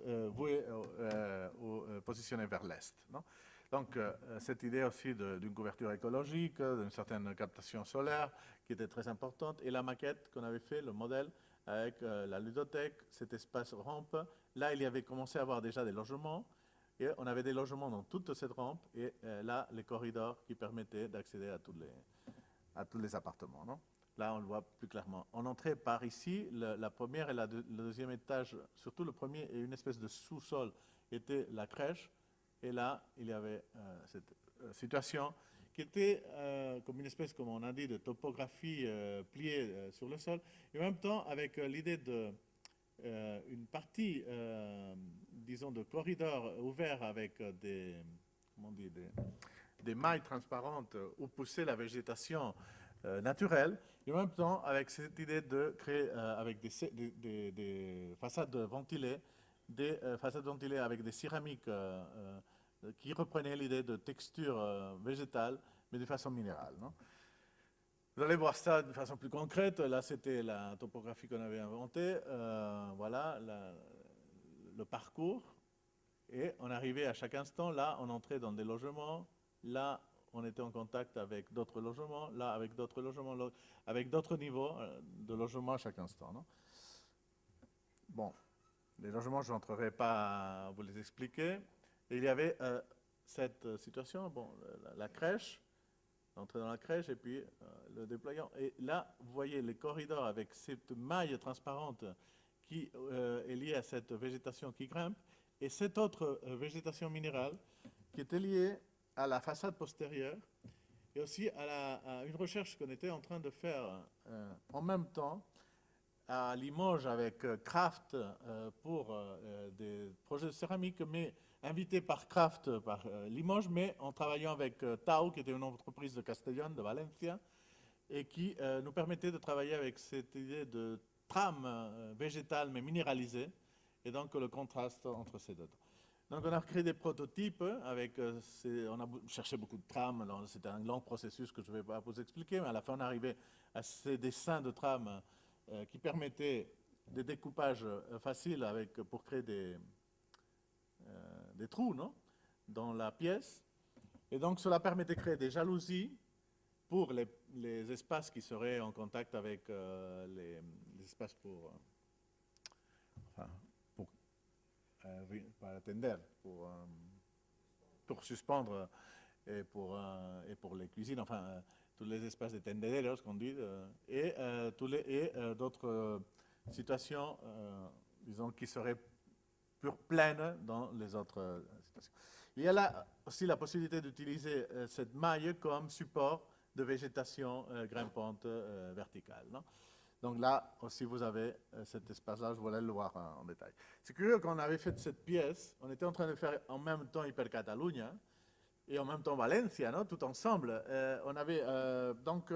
Nous avions pensé de créer une nouvelle patron pour les topographies que vous avez vues, et qui était ce patron qui était l'extrusion directe de cette pièce, parce que cette pièce permettait aussi de créer une espèce de nouveau voisinage de maisons unifamilières avec patio, qui était celle-là, avec une espèce d'espace public de connexion, des espaces, des patios, des semi-patios, disons, semi-privés de connexion, et des patios privés dans chaque maison. Donc cette espèce d'imbrication de maisons, qui sont des maisons où toutes ont des façades vers l'extérieur, mais qui sont imbriquées entre elles par des murs, disons, mitoyens, et qui créent cette espèce de grande treillis, disons, en 2 hauteurs maximum. Non?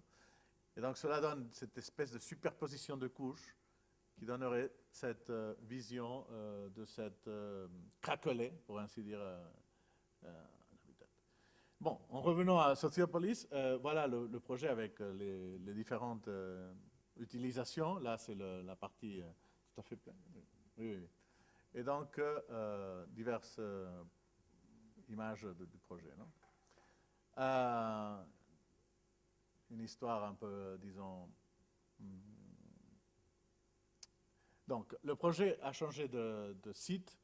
Maintenant, le projet est en train de se dérouler et il est en train de se construire. Pas notre projet, mais déjà tout le plan d'infrastructure est en train de se construire.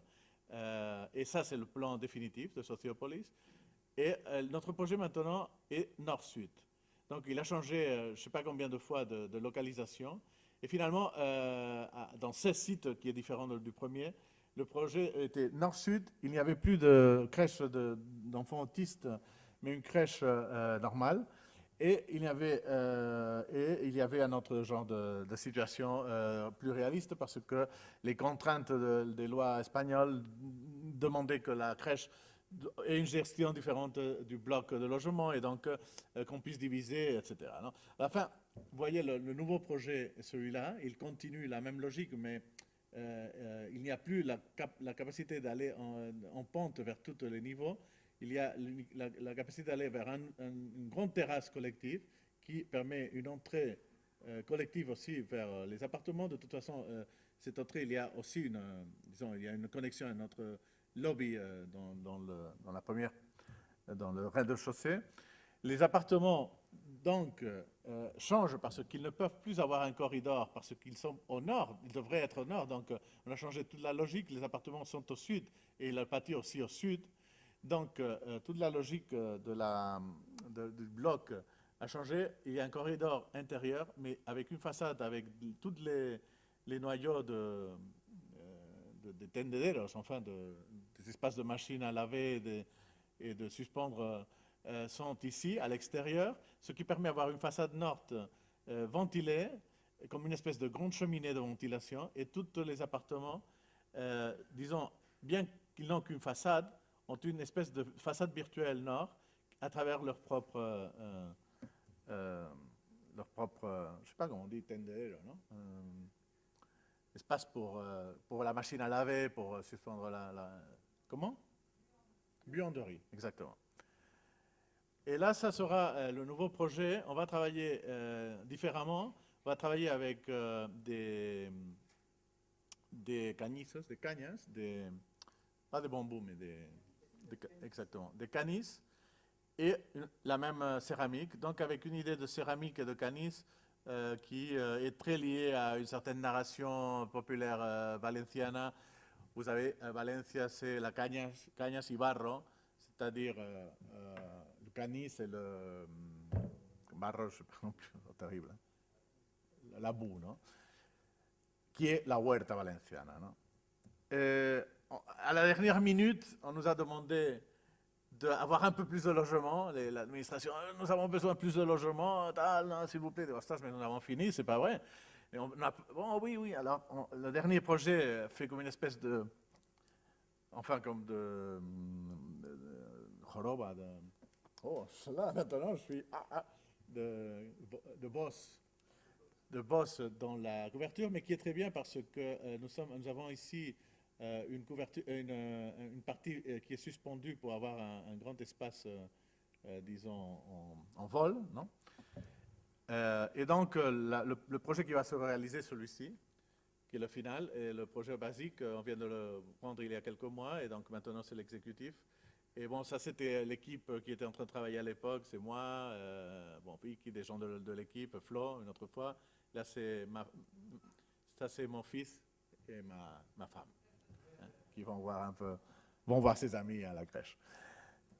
Et bon, là, c'est l'autre appartement. Bon, on continue avec cette histoire de pixelisation. Il y a d'autres projets qui nous ont convoqués là-dessus. Je ne vais pas vous les expliquer. C'est des logements sociaux aussi à Barcelone. C'est des logements qui continuent une certaine réflexion sur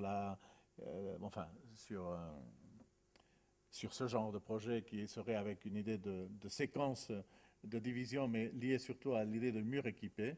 Je vais aller très rapidement, je vais passer ces projets parce que j'ai deux autres choses que je vais vous expliquer. Ceuta, bon, un projet aussi historique européen, primé, européen, bon, un projet sur la falaise, je ne vais pas vous l'expliquer, il a été assez publié. Nous avons toujours une recherche sur le logement, nous avons fait des concours, perdu des concours, des logements de tout genre. Maintenant, nous sommes en train de construire celui-ci, qui est en... Je ne peux pas vous le montrer, il n'y a que 7 photos, pratiquement, mais enfin, c'est un projet, disons, de logement social très très bon marché en Catalogne, avec différentes trames de couleurs. Là, c'est rien. Bon, c'est un projet que nous sommes en train de faire, mais je vais... Et donc, en allant un peu plus en France, le système Mouse et les wood houses. Ça, c'est une petite histoire intéressante, je crois. Vous savez que en 98, je crois, Périphérique a lancé les 35 maisons. Enfin, vous connaissez, je crois, presque tous ces histoires de Périphérique, des 37 modèles d'habitat. Nous, on avait été invités par eux, on avait fait ce projet, les Mouse. Les Mouse, c'était un projet qui voulait travailler avec l'idée d'industrialisation de la maison individuelle, de la maison avec un système qui était très près de ce qu'on pourrait parler des multimeubles, non? Des étagères industrielles. Nous étions très influencés à cette époque-là par l'idée de multimeubles. Il y avait d'autres collègues qui parlaient plus de l'idée de carcasse, d'autres plus de l'idée de montre, Swatch. Alors, nous, on parlait plus de l'idée de multimeubles. Et l'idée surtout d'étagères, comme cette étagère métallique industrielle que vous achetez quand vous n'avez pas beaucoup d'argent et pour emmagasiner, etc., etc. Et là, il y a toute une industrie en Catalogne très forte, Mecalux, qui peut faire même des magasins avec des systèmes très clairs et très précis. On avait travaillé avec eux pour avoir des concepts. Et on avait travaillé avec l'idée de plateau vide, plateau équipé avec une idée d'un semi-bain, une semi-cuisine, un escalier, donc tal. Et donc, évidemment, des structures de connexion et des filtres qui, d'une certaine façon, reprenaient une certaine fantaisie de chaque personnage, donc de chaque personne, de chaque utilisateur. Donc, à partir de ce système si facile, non, qui était presque un domino, presque comme quand vous faites étagère, vous n'avez pas beaucoup d'argent, vous achetez moins de plateaux. Vous avez plus, vous achetez plus. Donc, à partir de cette idée aussi de connexion longitudinelle, nous avions fait à l'agence plusieurs... bon, le modèle était celui-ci, c'est très simple à penser. Le truc est cette double circulation possible, vous allez voir après. Et donc, voilà. Et donc, on avait fait tout un catalogue de possibilités. Chacun avait choisi la sienne. Non? Il y avait Aurelio, qui était mon associé, mon vieux associé, qui avait fait, il est très misanthrope, il est solitaire. Bon, il avait fait une espèce de cabanon corbu, très petit, non? Et là, vous avez, bon, ben, un peu la distribution, simplement un espace, le bain, la cuisine. Vous voyez toujours la double circulation qui permet de diviser et créer des espaces d'intimité, non? Il y avait... Oulaguet, qui était plus architecte, il avait fait une espèce de loft avec enfin, l'étude d'architecture, etc. L'étudiant qui était avec nous, Jordi, qui avait fait aussi un peu la même chose. Et Flo, qui avait fait ce projet pour un jeune couple, elle venait se marier, donc il avait fait comme une petite maison pour... et moi qui étais le plus bourgeois, j'avais fait une maison avec des appartements d'invités, enfin la bibliothèque, enfin ça c'était la limite du système. Quand on fait ça, il faut être plus riche, il faut presque changer le système, non? Mais il y avait toute une possibilité de chacun faire sa propre maison. Et donc, ce n'était pas chacun faire sa maison de chance de self-service, mais cette idée de penser à une industrialisation qui peut créer une interaction avec l'usuaire à travers des gens spécialisés. Non? Bon, là, il y avait même la femme d'Aznar et les ministres qui achetaient les mouse. Et moi, avec ma femme, dans notre maison bourgeoise, j'étais enfin plus jeune à l'époque. Et bon, il y avait une idée qui nous intéressait beaucoup aussi, c'était cette idée multicouche de paysage dans le paysage, vous l'avez vu, donc d'idée d'interaction entre naturalité, naturelle, artificielle, cette idée de jeu avec les filtres, etc. Bon, l'histoire continue, on a été invité après à l'opération Rézé, qui était une opération beaucoup plus limitée. Il fallait faire 5 maisons, non pas donc un système, non pas une idée d'industrialisation. Évidemment, Mecalux n'était plus intéressé à continuer, c'était plus une aventure conceptuelle, mais ils n'ont pas voulu continuer dans cette industrialisation possible. Et donc, on était invité par Périphérique à faire ces 5 maisons à Rézé, et elles devaient être construites en bois, nécessairement en bois, et en plus avec enfin, des tas de réglementations que vous connaissez, parce que c'est des maisons très bon marché, sociales, pour des gens qui sont des locataires, qui les habitent, enfin, avec des tas de contraintes. Au début, on a tâché de faire quelque chose de semblable à ce qu'on avait fait avant, et on avait fait ça qui n'était pas mal, mais c'était pas très intéressant parce que finalement, c'était tâché de faire la même chose, mais il y en a qui pensaient qu'on ne pouvait pas continuer avec les mouse et qu'il fallait faire d'autres maisons beaucoup plus simples. C'était les Woodhouse, un peu comme l'auteur Woodhouse. Non? C'est des maisons qui sont comme Woodhouse, un peu superficielles, mais à la fin, très honnête. Non? Si vous avez lu Woodhouse, il semble quelqu'un de très drôle et très tal, mais en même temps, il y a quelque chose de très direct et très simple. Et donc, les maisons étaient en bois, étaient totalement en bois, et concentraient toutes les ouvertures, qui étaient un maximum d'ouvertures, avec un maximum de dimensions, etc. Bon, tout était concentré pour créer comme des découpages de ce profil brisé.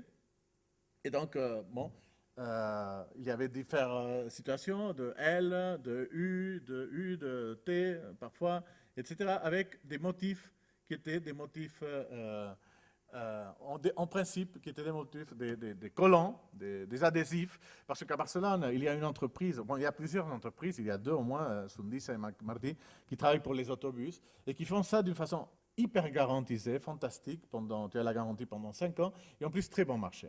On a dit ça à Périphérique, mais il paraît qu'en France, ça, je ne sais pas si c'était vrai ou non, c'était impossible parce que c'était Scotch, enfin 3M, qui faisait ça, et bon, ils n'avaient pas cette industrie, ou ils ne savaient pas la trouver, enfin, c'était très difficile, en plus il y avait la garantie, et donc à la fin on a substitué ces photos où chaque maison avait sa propre nature, par une espèce de situation plus abstraite qui était comme une situation avec des géométries liées à ces géométries brisées, mais qui donnait des cactus. Donc il y a une résonance entre la géométrie de la maison et la géométrie de la nature ou des natures reproduites, et qui serait cela, et sans cela, et donc avec des différents systèmes qui permettaient de créer des plantilles, enfin des découpages, enfin des plantilles, des patrons pour les combiner.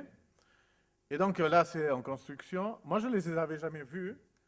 J'avais vu des photos, mais jamais j'avais eu l'occasion d'y aller. Et ce week-end, je suis allé finalement, et j'ai fait des photos.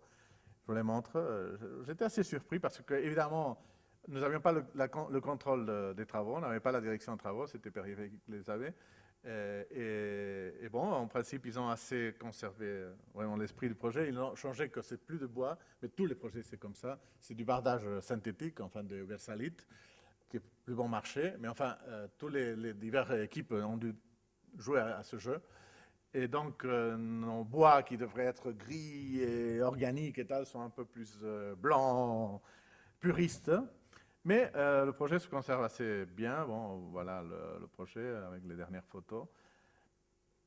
Vous voyez ici les cactus peints. Là, c'est la rue Vincent Van Gogh. Bon, il y a quelque chose de peinture là-dessus aussi. Quelque chose de domestique qui n'est pas mal non plus, non? Le petit chien et le vrai chien, non? Aussi, il y a le petit chien et en plastique et le vrai chien qui est là et qui était un peu, je sais pas, voilà le chien. La maison entre les arbres, ce qui te tranquillise un peu, tu sais, c'était vrai, non? Et la maison nue que je vous expliquais, avec cette paradoxe aussi assez curieuse, non? Les deux petites maisons, la maison iconique, la maison. Les enfants qui habitaient là, qui étaient très sympas, je leur demandais. C'est dommage, on n'a pas du temps, je disais, parce que j'ai un film où il y a les enfants qui disent ah, je suis très content de vivre. Il y avait aussi une femme qui n'était pas contente. Hein. Il faut dire que des 5 maisons, il y avait des gens qui étaient ah, c'est fantastique, notre maison, et d'autres disaient cette maison est horrible. C'est la vie. C'est la vie, c'est comme ça. Il y a cette comparaison entre la maison et le monumental de Nantes qui est intéressante, non? Cette espèce de situation un peu. Je ne sais pas pourquoi je passe cette photo, je me suis toujours. Bon, mais l'intéressant, c'est. Oui, je la passe pour ça, cette espèce d'idée du monumental classique, comment dire, traditionnel, imposant, et cette idée plus légère, plus inestable. C'est une des choses qui surprenait beaucoup, évidemment, le taxi qui m'avait dit oui, ces maisons, c'est très bien le design, mais on dirait que c'est un peu bon marché, non? Parce que c'est très léger. Cette idée de léger, bon marché, pierre stable, monument cher, non?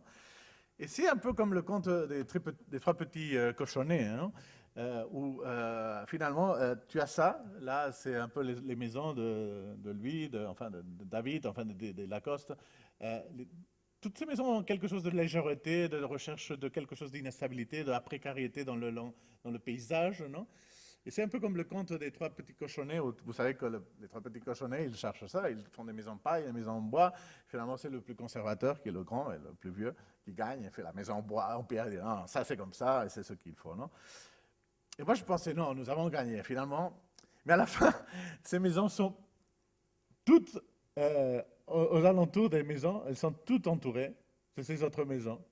Ce qui est aussi paradoxal, parce que finalement, ce n'est pas nous qui avons gagné, mais le cochonnet, le cochon le plus conservateur qui gagne encore et qui fait les maisons les plus traditionnelles et les plus conventionnelles. Non? Mais bon, il y a ce paradoxe de que les contes parfois peuvent finir différemment. Non?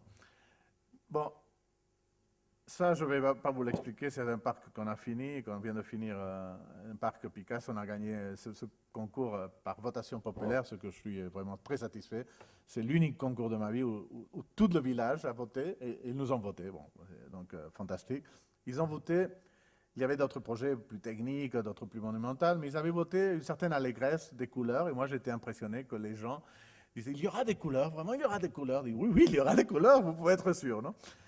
Et le parc, bon, il est très simple. Il tâche de s'infiltrer dans cette espèce d'espace résiduel avec des logements en tâchant de créer un système de franges très simple qui représente chacune des franges presque le canon des espaces publics, la rue, le plateau, l'avenue centrale, le bois, le chemin romantique. Tout cela sont entassés et avec des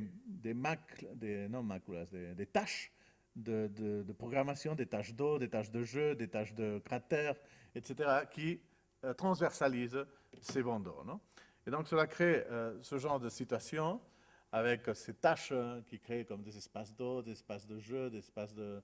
Là, c'était encore en construction, il n'y avait pas... Là, vous voyez un peu l'architecture à côté. Là. Et là, c'est comme différentes situations, ces espaces de cratères, de relations, d'espaces de jeu. Là, c'est mon fils aussi, une autre fois. Et là, une histoire d'amour un peu curieuse parce qu'on était allé faire des photos, on avait vu ces enfants.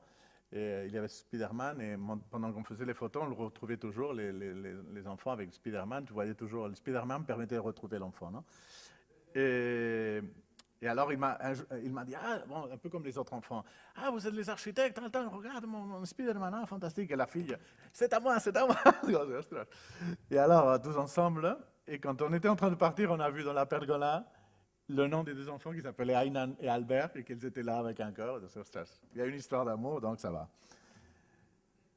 Et donc, on a continué, on a fait beaucoup d'histoires comme ça. Comme on est pressé, j'aurais pu vous expliquer d'autres anecdotes de ce genre, parce que tous les collages que vous avez vus, presque tous ont une histoire à l'intérieur. Pas toujours l'histoire d'amour, mais une histoire, parce qu'on n'aime pas faire des collages simplement comme des reproductions, mais comme des manifestations d'une architecture qui peut être en même temps un environnement. Pas un objet, mais un environnement relationnel. Non? On a travaillé beaucoup avec l'espace public, l'idée de paysage. Je ne vous explique pas ces projets parce que nous sommes très pressés, on m'a expliqué, donc on ira rapidement vers la fin. Je passe ce projet là maintenant. Ça, c'est un projet pour une foire, on a été aussi un quatrième prix pour un... Je passe. Et donc, une dernière histoire, un projet qu'on a fait pour Séoul, ça c'était une maison d'édition qui était lié à un grand complexe qui s'appelle Baju Book City, où il y a différents architectes aussi qui sont invités à faire chacun une maison d'édition. Il y a Kazuyo Sejima, il y a Alejandro Saera, il y a Vicente Guayar, etc. Et nous avons été invités par Kim Young, qui est un architecte, qui était notre associé là-bas. Et on a eu la chance d'avoir le client le plus magnifique. Et j'ai un quart d'heure. Vous savez un quart d'heure où je finis Si vous me donnez un quart d'heure, j'explique. À 9 heures. Bon, alors je vous explique. Bon, j'explique hyper rapidement. Bon, donc ce projet, c'était la femme qui était l'éditrice de Harry Potter en Corée. Bon, elle était hyper millionnaire. Nous avions enfin le meilleur projet.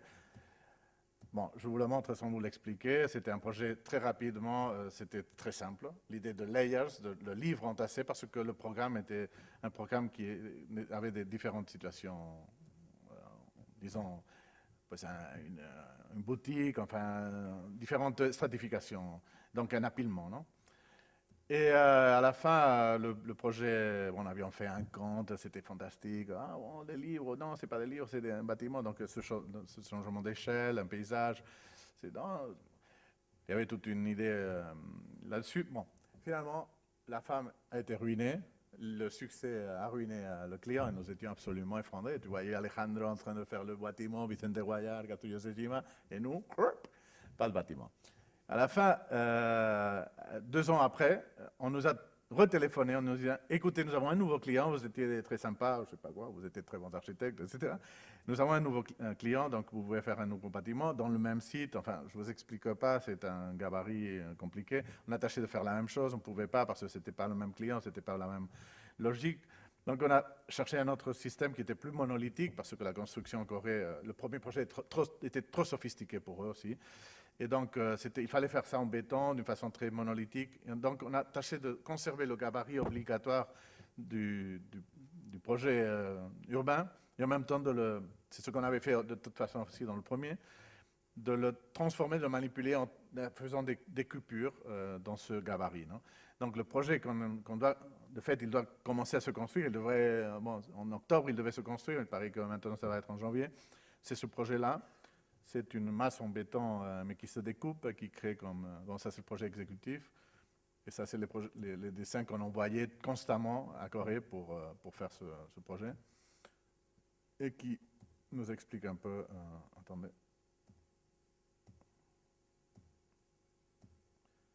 Ça, je n'explique pas. J'irai directement à la fin. Tiens, pour finir, attendez.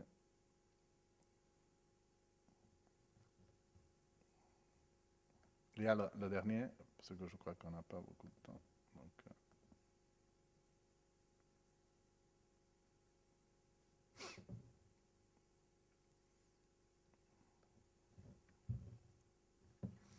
bon, vous avez vu un projet avec des boules. On nous a demandé aussi de faire d'autres projets pour le même client. Je ne suis pas persuadé que celui-ci va se construire. Celui-là, et on a fait d'autres projets avec ce système d'appilement et de superposition de tal, mais je ne vous les explique pas. Et donc, on va directement au dernier, qui est la tour de télécommunication, qui est... Il faut attendre un peu. Voilà, qui est celui-là. Et donc, bon, ça c'est le projet que vous avez dans votre carte de présentation, qui est le projet de télécommunication à Barcelone. Et très rapidement, il fallait faire une troisième tour de télécommunication. Il y a le Foster, comme vous savez, à Montjuïc, Calatrava à Montjuïc, Foster au Tibidabo.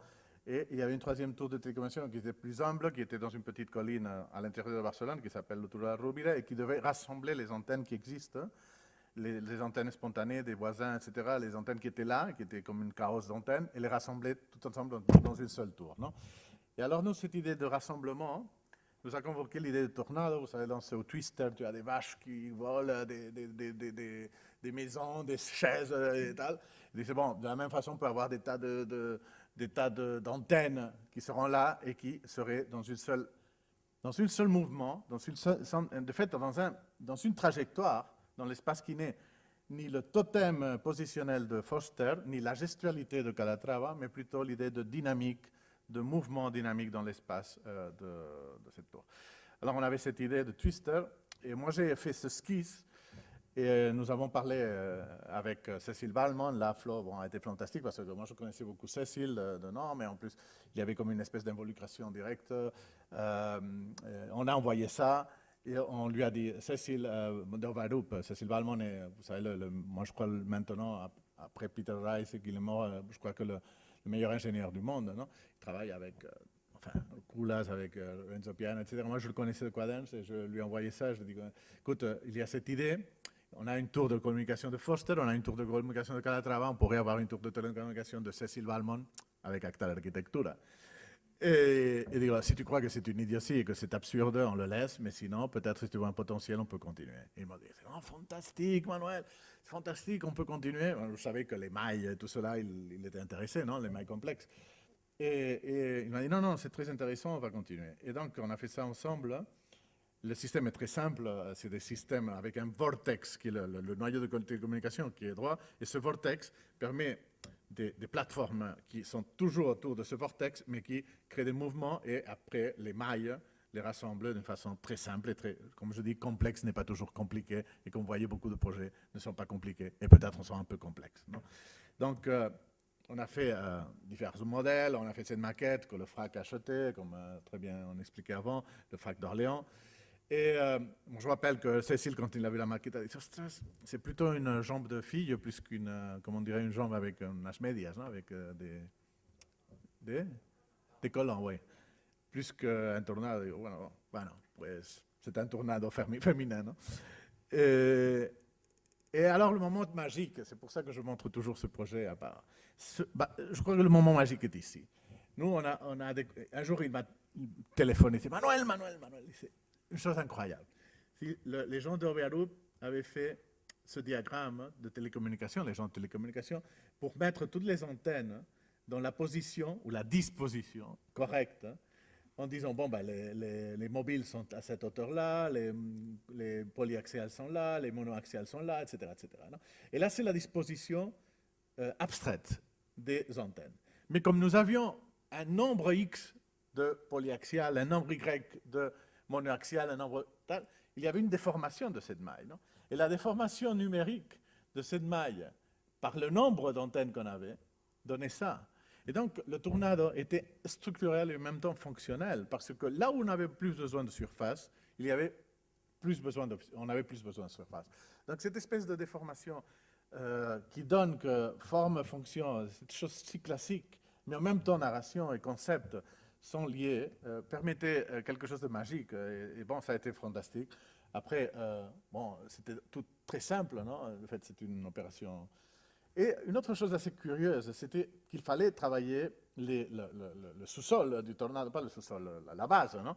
Il fallait créer un parking, un petit bâtiment enfin, de technique, non? Et il fallait conserver aussi un dépôt, un tank d'eau qui existait et qu'on ne pouvait pas détruire. Alors, on ne savait pas comment faire, et puis, à un instant donné, c'était très simple, les tornados laissent des tracés, donc on va créer les tracés des tornados, et simplement, en voyant les tracés que le tornado avait fait, on a directement le parking, le petit bâtiment équipé, le tank, le dépôt d'eau, et le tornado qui est ici et qui est dans le sommet de la colline, non? Donc voilà le tornado. Et voilà la dernière image que je voulais montrer. Vous avez vu la première. Le ciel est gris. On dirait que c'est le ciel d'un tornado, non, évidemment. Mais moi, je n'aimais pas ce ciel gris. J'aimais un ciel plus optimiste. On a gagné le concours. On a gagné le concours avec ça, non? Mais le projet ne va pas se réaliser. C'est une histoire très longue, mais à la fin, la municipalité a décidé de ne pas réaliser ce troisième tour de télécommunication. Et de toute façon, moi je pensais qu'il fallait être optimiste, qu'il fallait changer le ciel, il fallait faire un ciel brillant, un ciel plus généreux. Je crois que c'est le ciel de votre carte, ce qui est bien.